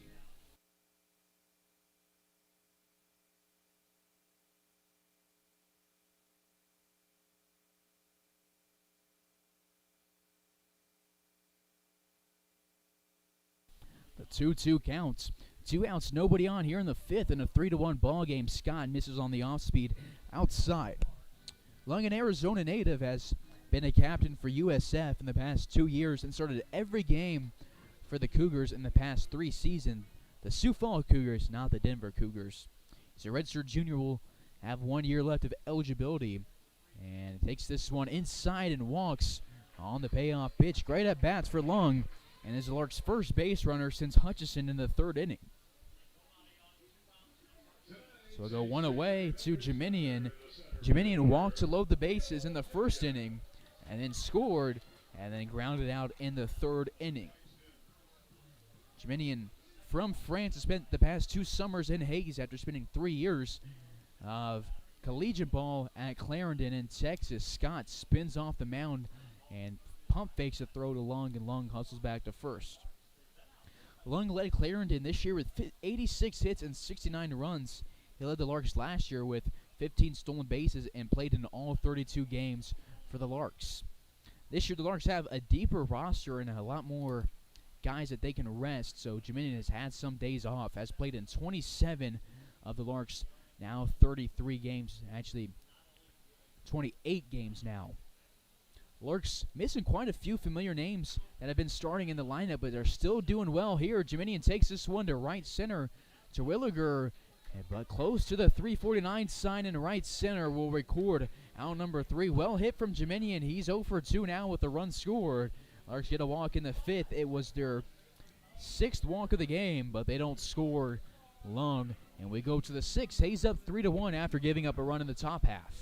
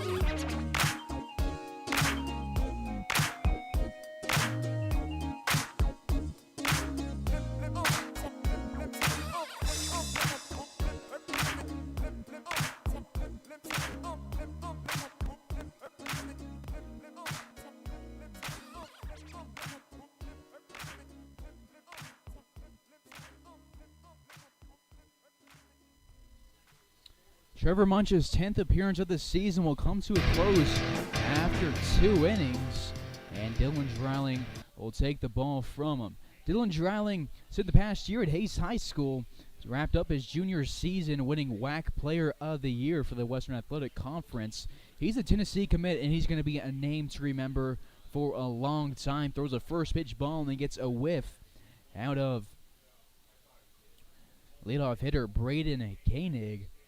Koenig 0 for 1 today with a walk.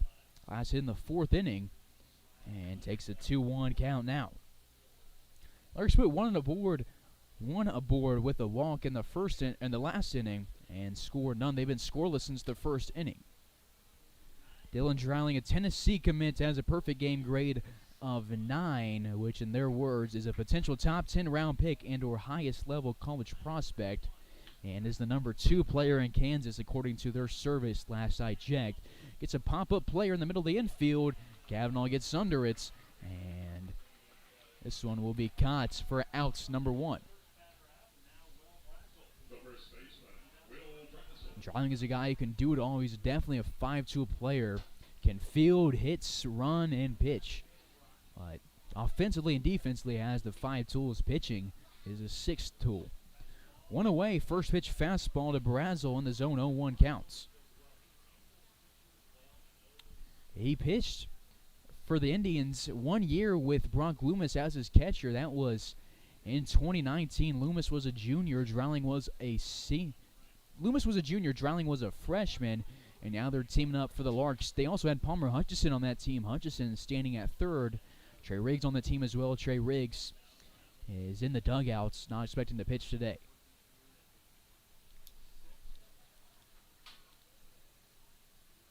Dreiling delivers home, gets another pop fly. This one is right by Loomis. He ditches the face mask and gets his 2nd pop up in foul territory. Loomis has been having great reactions. We've seen a lot of catchers struggle with those this season. Loomis has been great for the Larks today defensively, and now there's 2 away and the base is empty.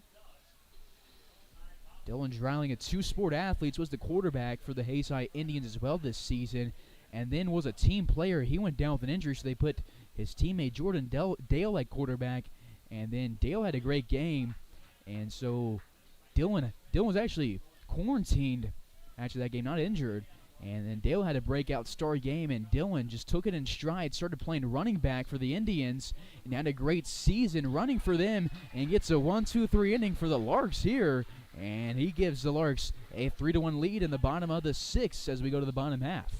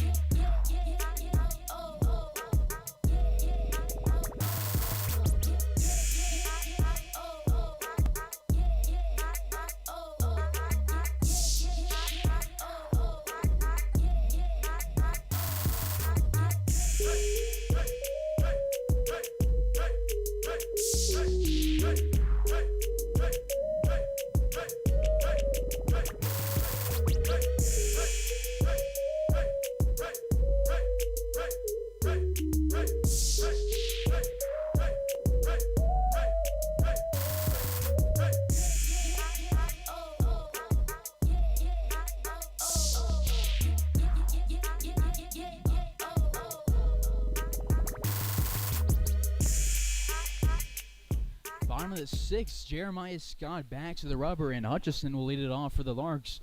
The first pitch to Palmer will miss inside 1-0.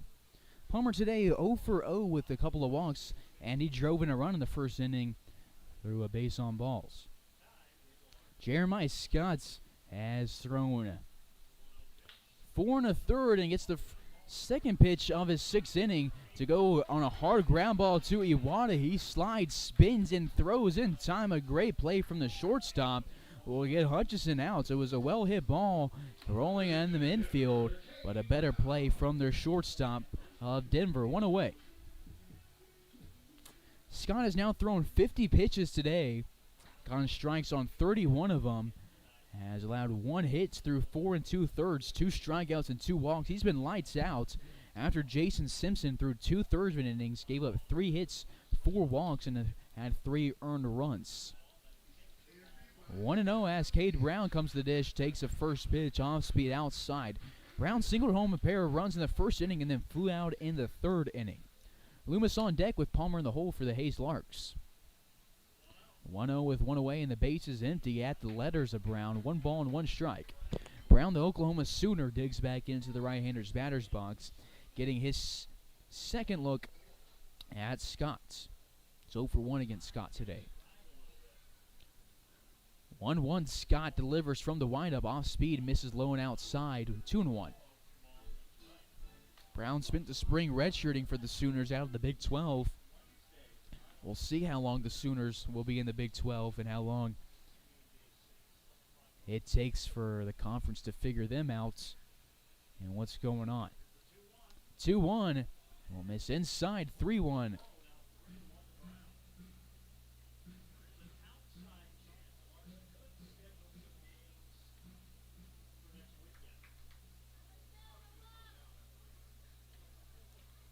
Hitters counts for Brown. The pitch home, swung on a miss, and now we'll get a full count and a payoff pitch. Brown listed as only a pitcher on Oklahoma's roster, but has been very good for the Larks at the plate this summer. Spent time at first base where he's been digging balls constantly, and has spent time at DH. Also played right field in 1 game at Boulder. It had been a while since he played in right field, but still made it look easy out there, and he will walk on his payoff pitch and get aboard for the 2nd time today. Runner at first with 1 away. Larks have put at least 1 guy on in every inning except the 4th. After bringing 8 hitters to the plate in the 1st, they brought up only 3 in the 2nd and 4th, and then brought 4 to the plate in the 3rd and 5th. Brock Loomis will come to the plate. He was the last batter that Jason Simpson faced in the 1st inning after walking him. And then Loomis popped out to Brazel in the 4th inning. Scott will have to go from the windup. Brown, not really that aggressive in terms of stealing bases. Doesn't jump on this one as Loomis sends it to the backstop. 0-1. Hayes Eagles, the Legion team for Hayes, honored in this game. Loomis, an alumni of him. Spent a few years there where he caught and played first base. Loomis didn't get to play in high school his senior year due to the virus, but in his junior year, picked up 11 extra base hits, batting .333, and won Hayes High's Male Outstanding Athlete of the Year his senior season, where he was supposed to be a 3-sport athlete, but spent time in 2 sports, football and basketball, where he was on the offensive line for football and was the leader of the bench mob for basketball. Was a 2019 All-WAC first-team selectee, along with Trey Riggs and Palmer Hutchison for Hayes High, and started as a catcher in all 22 games for the Indians in 2019 and was the Diamond Classic MVP at junior season. The 0-2 will get fouled off. Nobody up in the pen. We'll see Jacob Inns try and close this game later and see if the Larks will throw Dylan Dreiling for the 7th and 8th inning. Inns pitched for the Larks last year out of Fort Hays State, and then this year, not sure what he was up to. He graduated from Fort Hays and spent time with the Tiger baseball team. And I heard a joke that he was going to come back and pitch. And well, I at least interpreted it as a joke. He came to the ballpark as a fan, and all of a sudden he's going to be expecting to pitch today. We're going to pop up to Schmay, goes down on the line, and records outs number 2 of the 6th inning. And Loomis will go back to the dugout 0 for 2 with a couple of pop-ups and a walk. Loomis made 4 plate appearances for the Larks last year after making 1 plate appearance in 2019, was on the team for depth last year in 19 late in the season after injuries, but this season, after his first season of college, is a full member of the team, spending the entire season with the Hayes hometown team. 2 away as we go to the bottom of the order. Tyler Palmer, this is his 3rd look at Scott. That's the most a Larks hitter has had, and we have a 1-0 count. Palmer on the day 0 for 2 with a strikeout and a ground out to Schmay. Larks have now walked 7 times today. Scott has thrown above 60 pitches, walking 3 guys, striking out 2, giving up 1 hit, and misses above the letters on a changeup. 2-0 now to Tyler Palmer. Palmer, the Nebraska Cornhusker, has moved down in the order after being on fire to start the month. It was looking good for the Larks' first 3 games of the season. Then in Game 4, he got hurt at Game Day Saints, and as he was stealing second and had quite a few days off, and still not quite 100%, but he's playing through pain, and I know Frank Leo appreciates that. Larks have seen a lot of injuries over the past few seasons, but this year they have been on the more fortunate side. 22 players were on the Larks' start of the season 2019, and only 11 of those were active with the team heading into the KCLB League tournament. So half the roster cut down due to departures and injuries. Larks lost 4 different players heading into the NBC last year, but picked up 7 guys to bolster up the roster heading into the NBC tournament, where they'll also add a few arms. Jacob N's the latest, and I think the Larks are working on Mason Martinez, who pitched Game 1 for the Cougars and had a great outing, and expect to see him in a Larks jersey at the NBC if they can convince him to suit up. 2 outs. Tyler Palmer's hit by a pitch and gets aboard for the first time today. Second hit by pitch we've seen today. Jake Terwilliger was hit by a pitch in the first inning at the plate for the Cougars, and now Palmer gets hit in the 6th inning. That's the 7th batter Scott has hit through now 28 innings on the rubber, and Palmer gets plunked for the 5th time this season in 18 games. 2 away, 2 on to the top of the order, Zach Henry. First pitch fastball catches the inside plate. No balls in a strike.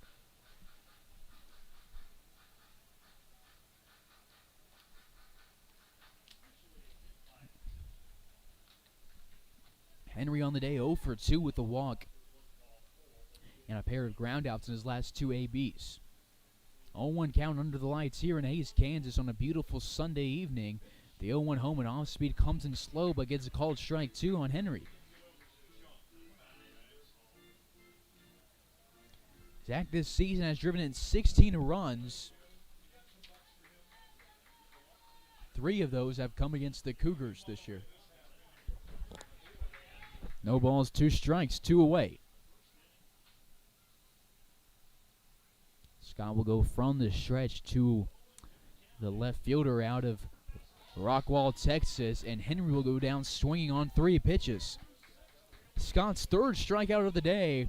Larks put 2 aboard but can't bring anybody home. They go scoreless for the 5th straight inning. They're still up by 2 as we move to the 7th here in Hayes.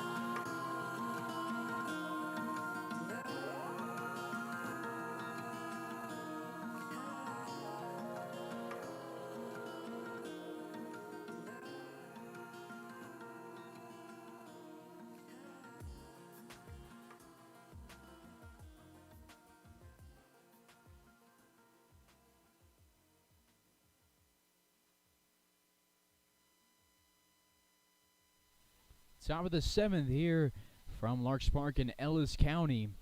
And we'll get a first pitch strike from Dylan Drelling. He pitched a 1-2-3-6 in this first inning of this game. This is just his third appearance on the rubber this year for the Larks.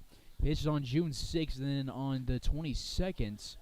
This is his first appearance in over a month. Pitched 3 innings. No decisions. He's only given up 1 hit through 4 innings on the mound. Has struck out 7 and walked just 1 guy. 1-2. As we go here, Dylan led the Hayes High Indians to a 3rd place finish at the state tournament this year for the baseball team. Had some big games in the tournament. Was the ace for the Indians all season long. Started the quarterfinal game, got the Indians the win, and then had a big game offensively in the next 2 games. Had a home run in game 2 that brought Hayes within striking distance, but Hayes fell and then won the 3rd place game. Drelling, the southpaw, will give a payoff pitch home and misses above the letters, and he walks his 2nd batter of the season, his first since June 6th. Spent some time with his club team before coming back to the Larks. Runner at first as we go to Jake Coper. He is 1 for 2. He singled in the 5th inning and scored the lone run of the game so far for the Denver Cougars. Runner at first here with nobody out. Drowling goes home and gets this one a called strike. Much harder for Trumple to steal from first as he's a southpaw looking at him. Trumple now 0 for 2 on the day with a walk.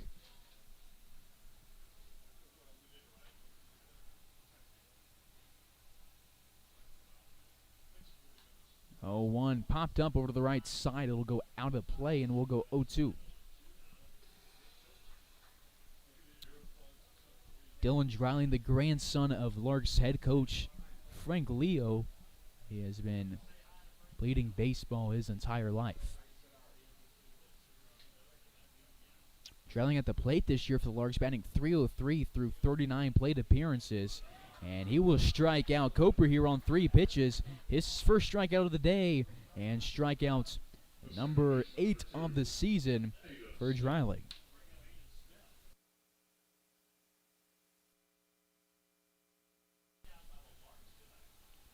One away now. Larks struck out Schmay in the 2nd inning. That was Hunter Parker on the mound, and Munchin didn't strike out anybody, and now the Larks pick up a strikeout here. We'll go to Aiden Smith. He singled in the 3rd inning, got all the way to 2nd base, but was stranded there. In the 5th, he moved Duhan to 2nd on the bunt. Duhan then scored he moved Coper to 2nd on the bunt, then Duhan brought Coper home with a single. 2 straight balls here. Dylan Drowling gets a foul ball over to the right side. We'll go 2-1. Dylan Drowling had some Sports of Kansas recognition as one of the top pitchers in the state this year. As a junior, was going up and got accolades with a guy who just got drafted by the Royals and a guy who is an Arkansas commit. Drowling, the Tennessee commits, as a 3-1 count here.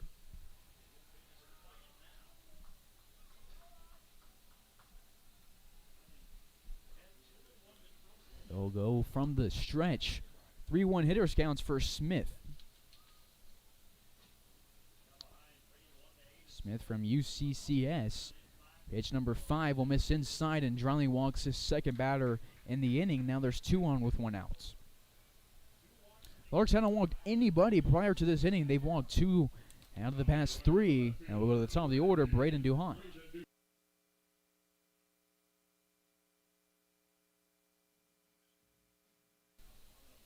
Duhan 1 for 3 on the day.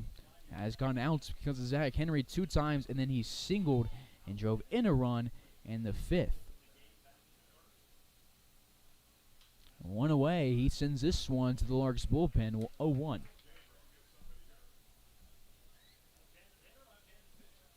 Duhan from Louisiana goes to McNeese State, going up against the Hayes, Kansas native.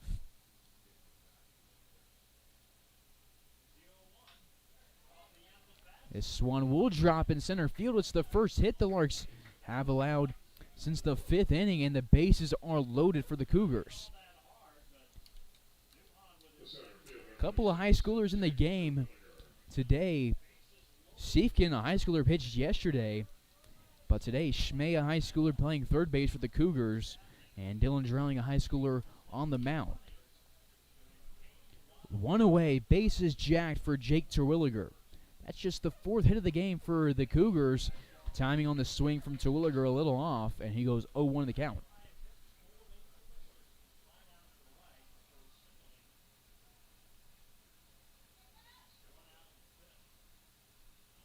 Dylan has now thrown 27 pitches, matching what Trevor Munch threw before him, and he's gotten strikes on now 15 pitches. He has an 0-2 count. Terwilliger at the plate. He is 1 for 2 with a single, a pop-out, and a hit by pitch. Been aboard 2 times, gotten to first base 2 times, and gotten to second base once. Never been past the 2-bag. Dreiling with the bases loaded can go from the windup if he likes to, and that's what he's going to do. He uses his frame home and misses low and inside. 1-2. 1-2, bases loaded. Tying run at second, go ahead run at first. 1-2, and Terwilliger thought about a swing, held back. We'll go 2-2. Game 3 of 3 against the Cougars. Whoever wins tonight wins this series. Larks have already won the season series as they're up 4-1 in 2021 against Denver this year. Dylan gets his second strikeout of the inning, number 9 of the season, and has struck out 2 of his last 4 batters. And the bases are loaded now with 2 outs. Big at-bat coming. Iwata due for a hit, 0 for 3 with the double play. Grounded out to Kavanaugh in the 4th, and then flew out to Jiminian in the 1st. That double play was one that was argued about, as the Cougars and the umpires thought it was a run scored. The Larks contested it and were successful. And if that double play did drive in the run like the original scoreboard showed, it would only be a 1-run game. 1-1 count here to Iwata, the shortstop. We're getting his first look at Dylan Dreiling. He's the only batter that hasn't faced Dreiling, and now is getting that look at him. Sends this 1-1 delivery over the right side, 1-2. The most the Cougars have left aboard today is 2. Dreiling wants to make it 3. They have left 5 guys aboard through 6 innings. Dylan Dreiling shakes off a sign from Loomis. Shakes off another one, nods on number 3. The 1-2 delivery from Dreiling, a fastball that Loomis drops and blocks. Big block right there, saves a run.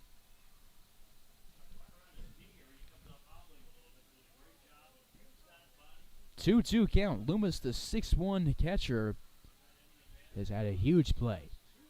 Wind is dead here like the past 2 days, so any balls that have been hit long are genuine. Cam Pearson had a walk-off home run last night, winning the game for the Larks in 7 innings, run-ruling the Cougars 11-1. Larks have run-ruled 8 opponents now. The Cougars were run-ruled for the first time against the Larks in the Saturday game yesterday. 2-2 home. Loomis blocks this one. It gets away. He loses it, and that is trampled at third. He thought about breaking home a few times. Might have gotten home if he hadn't have waited a while, and ended up just taking it safe at third. Bases loaded, 2 away, full counts, and a 2-run ball game here in the top of the 7th with Iwata at the dish. Iwata from Monterey Peninsula, and Dreiling will walk home or run. Runners were taken off. Dreiling has walked 3 in this inning and has his first earned run of the season. And that is Trumpold scoring from third. And Iwata picks up his first RBI of the day. Base is still loaded with 2 away in a 3-2 ball game now. For Iwata, that is RBI number 12 and walk number 9 of the season. Trumpold scores just his 3rd run in his 13th game. Keith Harper will come out of the dugout and have a chat with his southpaw with the bases loaded in the top of the 7th. We'll be right back after the break.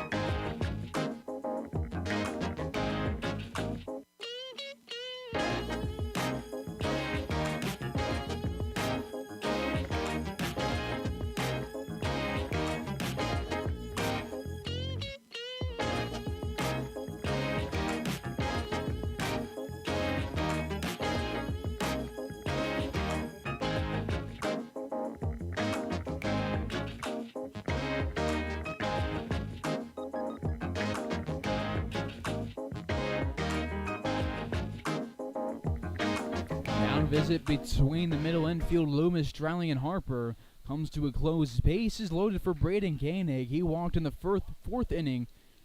So Larks actually had walked a guy before Drouling's outing and takes a first pitch ball 1-0. This one popped over the left side. Hutchison will chase it. It goes into the fan pavilion. Smith at third, Duhan at second with Iwata at first for the Cougars. 1-1 counts, bases jacked, 2 outs in the top of the seventh. Tying run at third, go ahead at second. 1-1 home, fastball over the outside part of the plate, 0-2, good frame and good location. Now we're 1 strike away again from ending the top half of the seventh and going to the stretch. Due for the Larks in the bottom half, Kavanaugh, Pearson, and Lung, 2, 3, and 4 hitters due up for Hayes. Drouling takes a pause, the 1-2 from the windup. Fastball popped up and it goes into the fan pavilion again and off the top of the concession stand. 1-2 with 2 away is what the count will stay.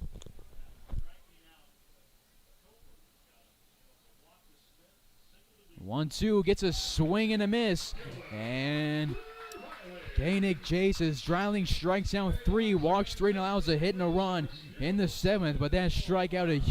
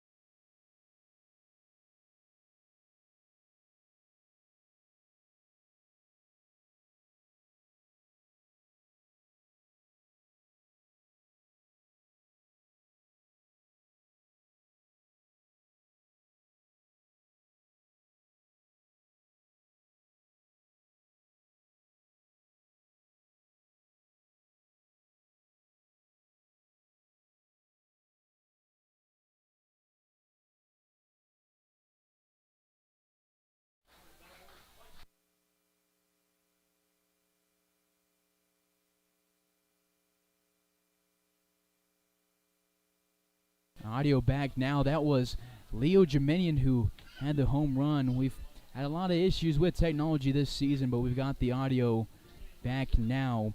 That was Leo's 4th home run of the season. He has 7 at Clarendon and has upped every aspect of his game. There's a lot of troubles with technology this year. I guess that's what happens when you aren't given a ton of money to spend and you're a one-man crew. 2-1 count here to Hutchison at the plates. Larks put 3 aboard so far in this inning. A double from Kavanaugh, a single from Lung, and a home run from Jemenian. It was a 2-run shot. 2 balls and 2 strikes to the third baseman from KCK. I'm not sure when we lost audio. Just noticed during the pitching change that we had it, so.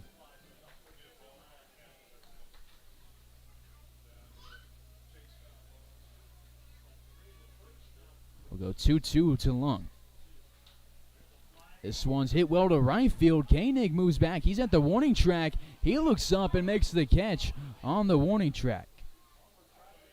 Well hits from Hutch. It was almost a home run. He's one of only 2 guys without a home run this season, and now there's 2 away with the bases empty for Cade Brown. New pitcher into the game is Tyler Shelley. He pitched against the Larks already this series.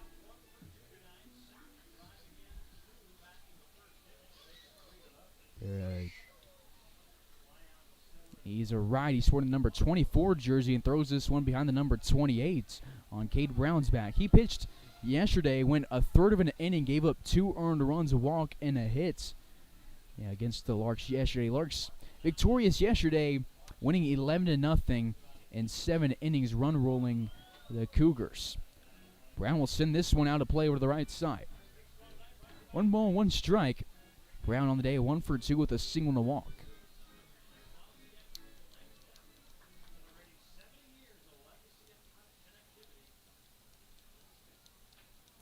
Shelley from the windup. Brown chases one outside. Will go 1-2.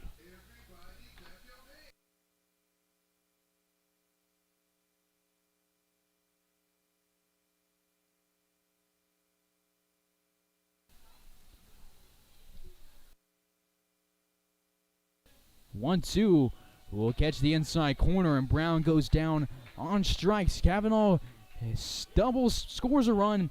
It was Kavanaugh's 9th run scored of the season. Lung then singled and brought home Kavanaugh. It was Grant Lung's 20th RBI of the season, and Lung scored his 23rd run of the season on Jemenian's 4th home run. Jemenian picked up RBIs number 27 and 28, scored his 27th home run, or excuse me, his 27th run of the summer.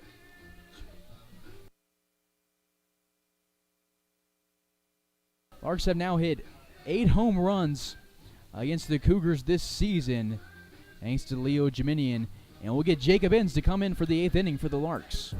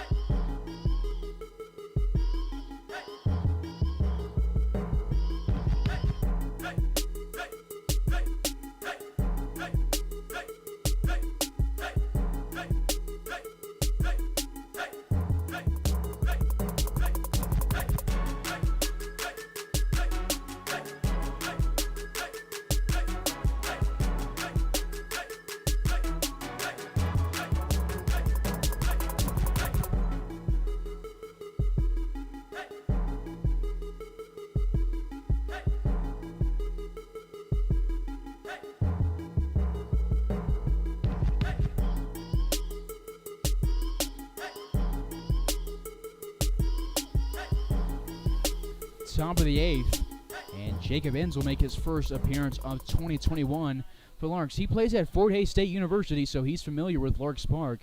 And he'll miss inside on his second pitch of his first outing. We'll go 2-0 here. His leadoff hitter,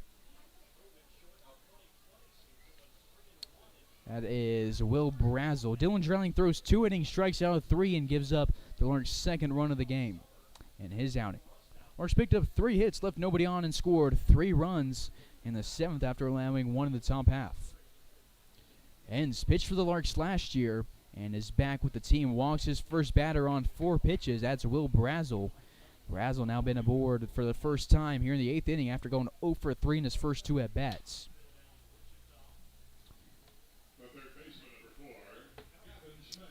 Ends a southpaw, played at Barton Community College before taking his talents to the Fort Hays State Tigers. Stands at 5'11". Played at Bishop Carroll High School.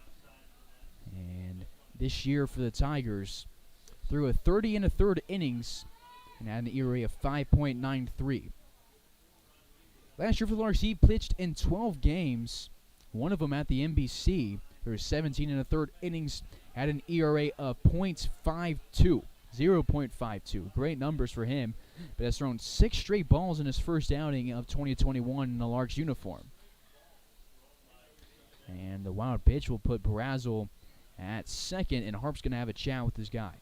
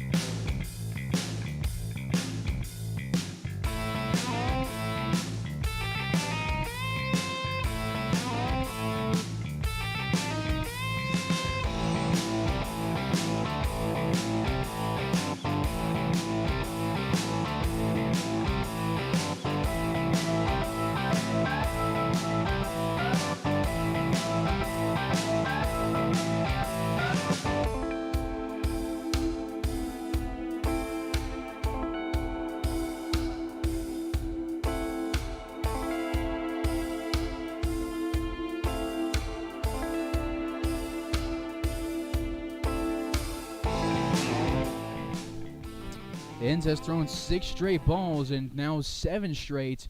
And has a 3-0 count to Gavin Schmay, who's 1 for 3 with a single, a strikeout, and a lineup.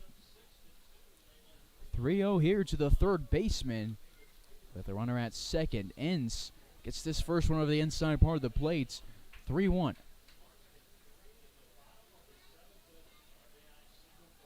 Inns last year went 1-0 for the Larks. Had 2 saves and just as many opportunities. Gets a pop up a mile high over the left field side. Kavanaugh backtrots, gets called off by Henry at the last second, and Henry brings in out number 1. 1 away here in the top of the 8th. The Cougars down to their final 5 outs, down by 4.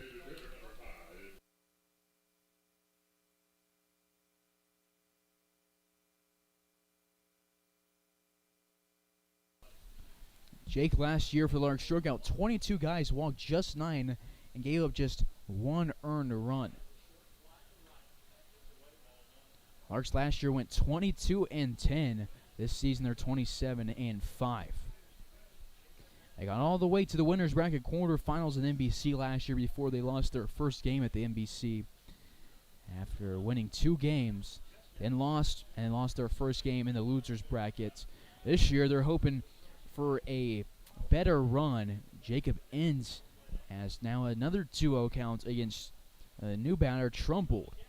Larks roster should be better than what it was last year. They're much more dominant. They got some really great arms and some great bats. I think the pitching has been a little bit up and down this season.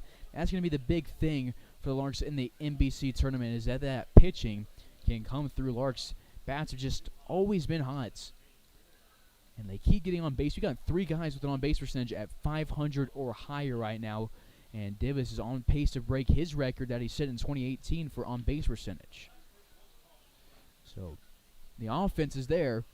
If the runs can stay low for the opposing team, Larks are going to go far. Runner takes off for a third, and Loomis is going to throw out his first runner of the season, stealing. And that is going to get Brazel lost between second, and third. A dime from Loomis. It was a great jump from Brazel. He read Inns' slow delivery, but Loomis throws it 90 feet to third and gets out number 2, and now we're one strike away from ending the 8th inning.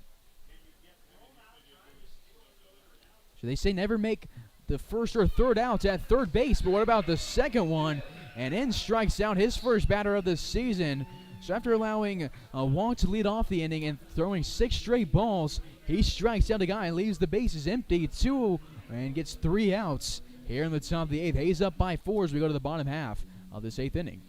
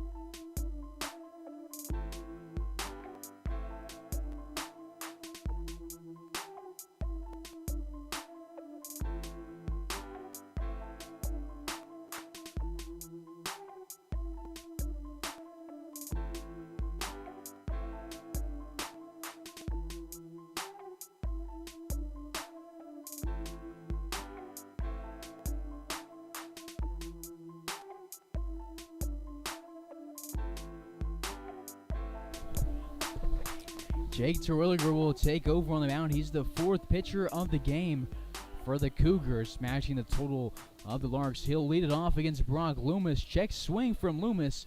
Gets sent to the backstop 0-1. Terwilliger has now pitched in 7 games. He's gone 5 2/3. He's 1-0 with 2 saves. Has allowed 8 hits, 1 earned run, 1 walk, 8 strikeouts. He pitched against the Larks on June 19th. It was his 3rd outing of the season. He'll hit his 3rd batter of the season, this one Loomis, and Loomis is aboard to lead off the bottom half of the 8th. Second Lark hit by a pitch. The other one was Palmer in the 6th inning, and Palmer's coming to the dish now. Tyler Palmer coming to the plate. He's 0 for 2 with that hit by pitch. For Brock Loomis, that is the 2nd time he's been plunked in 2021. So really run his effort against the Larks, those 1 2/3 innings on the 19th. Allowed 2 hits, 1 earned run, struck out 2 guys in the efforts. It was a game that the Larks won 9-3 here at the ballpark in Hayes. 1-0 counts, Palmer at the dish, looking for a hit.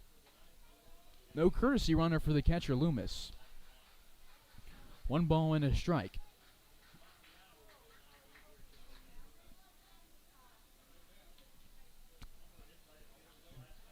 Loomis hasn't spent a ton of time on the base paths this season, as he's always had a courtesy runner. 2-1 count here to Palmer with Henry in the hole, or Henry on deck and Kavanaugh in the hole for Hayes.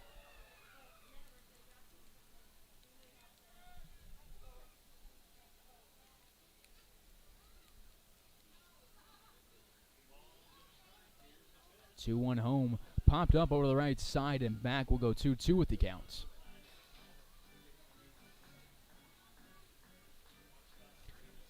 Palmer, 6'1" freshman for the Nebraska Cornhuskers, redshirted this spring after setting his school's single-season stolen base record with 15 in his last year of high school baseball, stealing 38 bases in his career in Columbus, Nebraska, and has his school record. And has a 3-2 count, full counts. Payoff pitch on the way from Jake Terwilliger. Terwilliger from Bucknell will hit his second batter in a row. Two batters faced, two plunked. That'll put Palmer at first base. Second straight at bat that Palmer has been plunked. Both of them won't go down as an at bats, instead rather a plate appearance. Palmer's been hit 6 times now in 18 games. That's the second most on the team, and he's played in 12 less games than the guy in first, so just has been a magnet for the ball on his body. Terwilliger from Allen, Texas, going into his junior year at Bucknell, and gets a foul ball here out of Henry.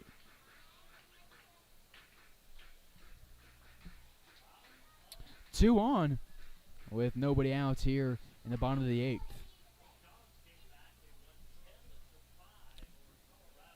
Henry at the plate. He's 0 for 3 today with a walk. He is the longest hitting streak on the team at 10 games. It's actually now tied with Jeminian after Jeminian's home run. Henry looking to make it 11 here and not end his hitting streak here in the 8th inning. 0-2 count to the outfielder from UTA. Henry is a 2019 All-State and first-team All-District player in high school. Is the District Offensive Player of the Year. That was his junior season, high school, and went to UTA. The 6-foot freshman gets this one at his feet. Terwilliger has been thrown inside and missing 1-2 here to Henry.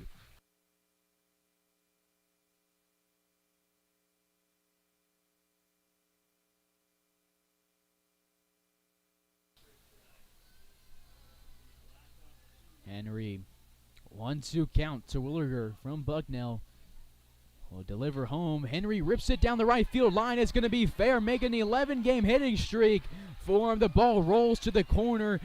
Koenig gets to it, but not before Loomis scores and before Palmer goes to third. Maybe should have sent Palmer as the ball got a little way on its way home, but it's an RBI double for Zach Henry. He scores Loomis, and Loomis makes it now a 7-2 ball game. Larks have scored 4 runs unanswered in the last 2 innings. 2 runners in scoring position with still nobody else for Matt Kavanaugh. Loomis hasn't got a lot of time running on the base path since he's a catcher. Scores his 6th run of his season. And Henry picks up RBIs number 17 and 18. Tyler Palmer in the hot corner at third base. Henry at second, and now has an 11-game hitting streak.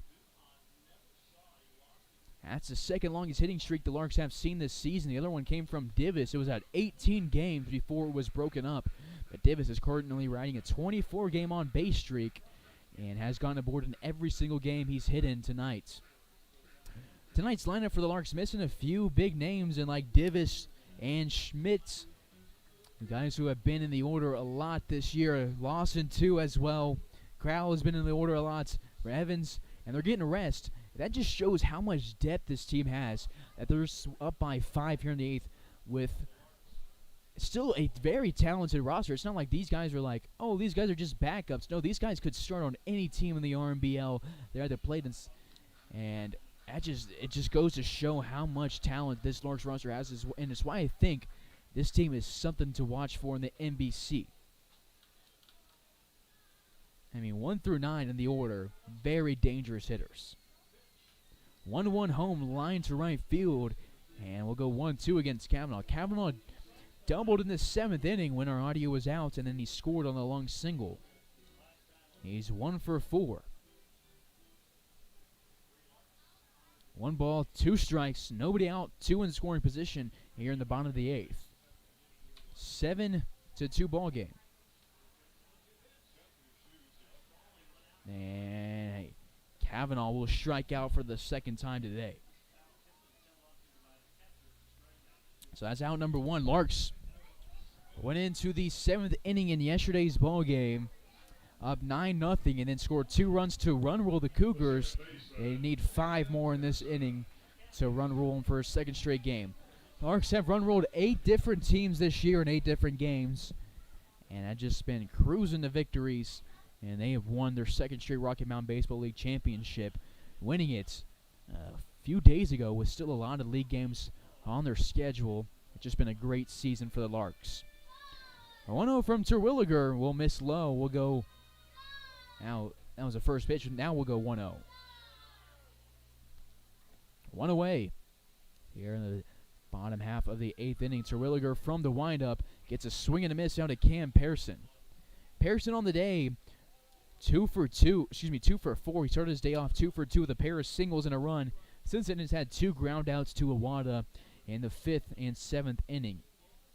This is the 5th time through the Larks order. We're at the 3-hole. Terwilliger will go from the windup, the 1-1 home. 1 to hits. Pearson waits on it a little too long and sends it to Oppo Field out of play. 1-2. Pearson, a Cochise College utility guy. The 6'2 freshman will be transferring to Fort Hays State. He's a Gilbert, Arizona native. And this past year at Cochise batted .312. His batting average up from .235 last year for the Apaches. He batted .344 for the Larks last year and slugged .602. This one will miss inside. 2 balls and 2 strikes. Pearson, like Jeminian, played in every single game for the Larks last year. Pearson led the team in triples with 3, led the team in doubles with 12. The closest player in terms of doubles had half of what Cam had with 6. 2-2 home. He lunges in and sends it to the backstop. We'll get a 6th pitch here from Terwilliger.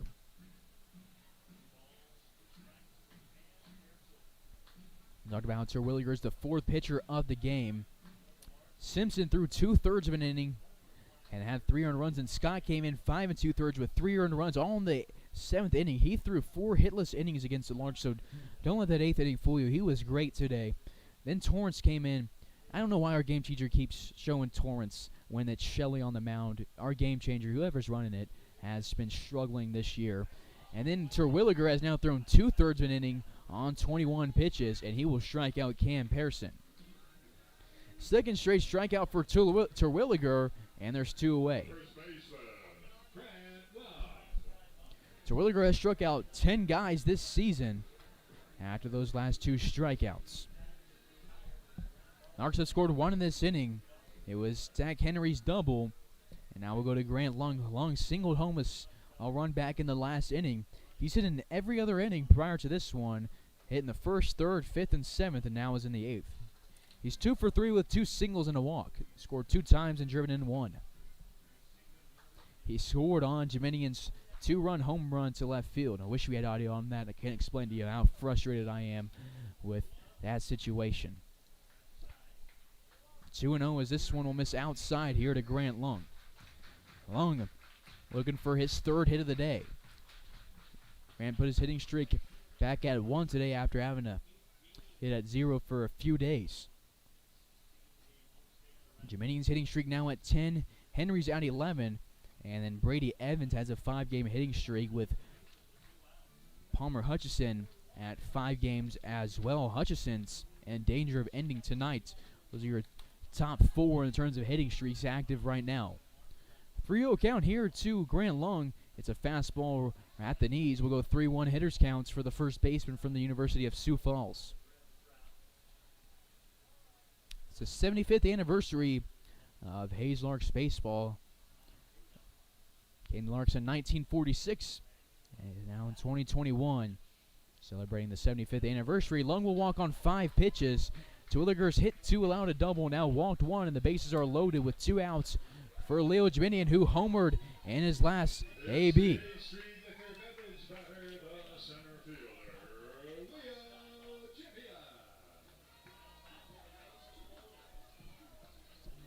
He has one of the 8 home runs against the Cougars this season for the Larks. Larks have had 2 grand slams against this team already, one from Drowling and one from Lung, who's at first base. Jiminian on the day, 1 for 3 with a walk, a home run, 2 RBIs, and 2 runs scored. 0-1 count here to the French center fielder. He wants some pine tar, and he'll get it from Cade Brown. We'll go 0-1. Terwilliger has a chat with his catcher, Coper, here in the bottom of the 8th inning.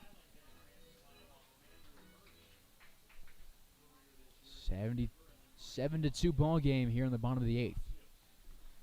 Larks scored 3 runs in the first, and then were silent 2 through 6, and picked up a trio of runs in the 7th thanks to Lung, Kavanaugh, and Jiminian, and now scored 1 in the 8th.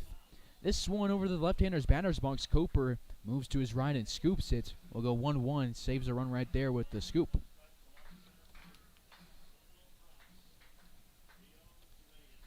He spent 3 years at Clarendon, 3 freshman seasons, redshirted, and then had his COVID freshman season, now this freshman season, and is headed to Eastern Tennessee State University. Since the chopper to Iwata, who continues his great defensive game at shortstop, throws to first in time, and the Larks leave the bases loaded for the second time today. They'll take a 7-2 lead to the 9th inning and see Jacob Enns return to the mound for the Larks and look to take this series against Denver.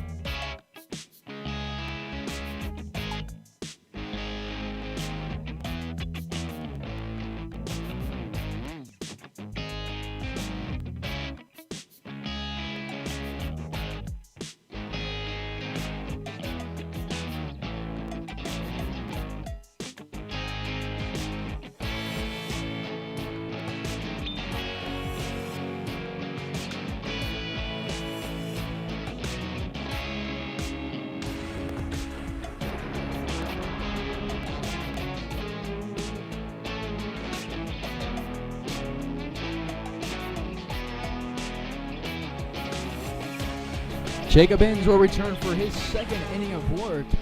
Jake Coper will lead it off against Jake Enns. Cooper on the day, 1 for 3 with a strikeout, a flyout, and a single. He scored a run in the 5th inning. The 0-1 home from Enns, a liner, broke down the left field line, and foul will go 0-2 quick. Larks 4-1 against the Cougars this season. They won Game 1 10-4, won Game 2 9-3, and won Game 3 16-9. That completed a 3-game sweep in June. Now here in July, they lost Game 1 8-4 against a great game for Mason Martinez on the mound when he went 9 innings. Then last night, Larks won 11-0, run rolling the Cougars in 7 innings and are in position to win the series today. Larks have scored 57 runs against Denver this year. Denver has scored 26 against the Larks. And we'll get a foul ball off Loomis. We'll stay at no balls and 2 strikes here to the catcher.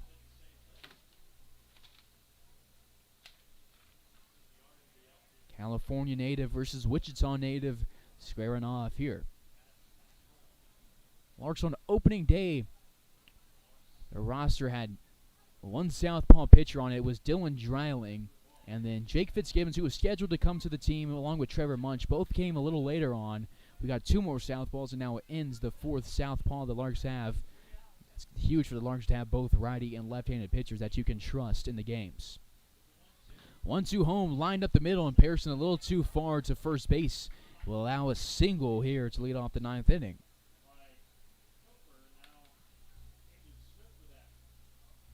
So we'll go to the bottom of the order. Aiden Smith, he is 1 for 1 on the day. He has a sacrifice bunt and a walk. He's at the bottom of the order in the 4th time through the Cougars order. Larks have 8 hits. And the Cougars have 7 now. Ends the southpaw, comes home, misses outside 1-0. Larks will have just 2 games left after this one, so be sure to tell a friend to tune into the games, as we're going to make them count big time, and be sure to tell your friends to subscribe. The 1-0 home ends. Fastball misses low, 2 balls, no strikes. Ends started this outing with 6 straight balls, and now it's thrown 2 straight balls to Smith. He looks at the runner at first, delivers home, ground ball to Kavanaugh, scoops it between his legs to Pearson, too long, 6-4-3 double play, and the Larks turn their second double play of the day, and now there's 2 away. We're 1 out away from Larks victory, and number 28 of the season. 2 outs, top of the order, base is empty for Braden Duhan. Double play number 32 for the Larks defense, and now 33 games. Take that runner off first on the scoreboard, and we'll go 2 away. Duhan on the day, 2 for 4. Started his day with a fly out to Henry, a line out to Henry, and singled in the 5th against Munch, and singled against Stryling in the 7th. Seeing his 4th pitcher today, 0-1, check swing over the outside part of the plate. We'll go 0-2 at the counts. Ends. Trying to bring home another W for the Larks. Cougars have lost 3 of their last 5. Larks have won 15 of their last 16. And Ends will miss the low outside corner here. We'll go 1-2 on the count. Terwilliger, the pitcher, on deck if the Cougars need him. Ends from the stretch, the 1-2 over the outside part of the plate. Duhan unhappy with the count, and Ends strikes out his second batter of the day, his second on the season, and his first outing of the season. So Larks win their second series against the Cougars, losing game 1 8-4, bouncing back, run ruling them yesterday 11-0, and now winning this one 7-2 in 9 innings against the Cougars. The winning pitcher of this game should be Trevor Munch. And for Trevor Munch, that is his second win of the season. Game Changer's been wrong a lot, so we'll see what happens with that one. They win by 5 here against the Cougars. We get RBIs from Jeminian. He had a 2-run home run. We also had a 2 RBI single from Cade Brown. And we got 1 RBIs from each of Henry, Pearson, and Henry, Lung, and Hutchison. Go runs from Kavanaugh, Pearson, 2 from Lung, 2 from Jeminian, and 1 from Loomis. Larks throw 4 pitches. Hunter Parker gets his team-leading 7th start of the season and goes 3 innings in the efforts and puts the Larks in position. The Larks now 28-5 on the season, winning 15 of the last 16. They are 16 of the last 17. They are 16-1 in the month of June. They're 14-3 in league play. This one a game between 2 league opponents, but it is not going down as a league game. They're your Rocky Mountain Baseball League champions. Cougars fall to 10-19-1. They're still in 5th place in the Rocky Mountain Baseball League. They've lost 4 of their last 6. Let's check out how the Larks' next 2 games look. They got 2 games against the Game Day Saints on Tuesday and Wednesday. We'll have tomorrow off. Larks 2-0 against the Saints, both on the road this season. That was back in early June, so excited for those 2 games coming up. Expect a couple of good ones, so be sure to tune into the streams. First pitch at 7 p.m. on Tuesday for Game 1 of 2 against the Game Day Saints. Then we'll wrap things up on Wednesday, and that'll wrap up the regular season. The Larks will look for their first NBC World Series title. This has been Carson Ackerman on the call. Thank you for tuning in to Larks Network. Have a good night.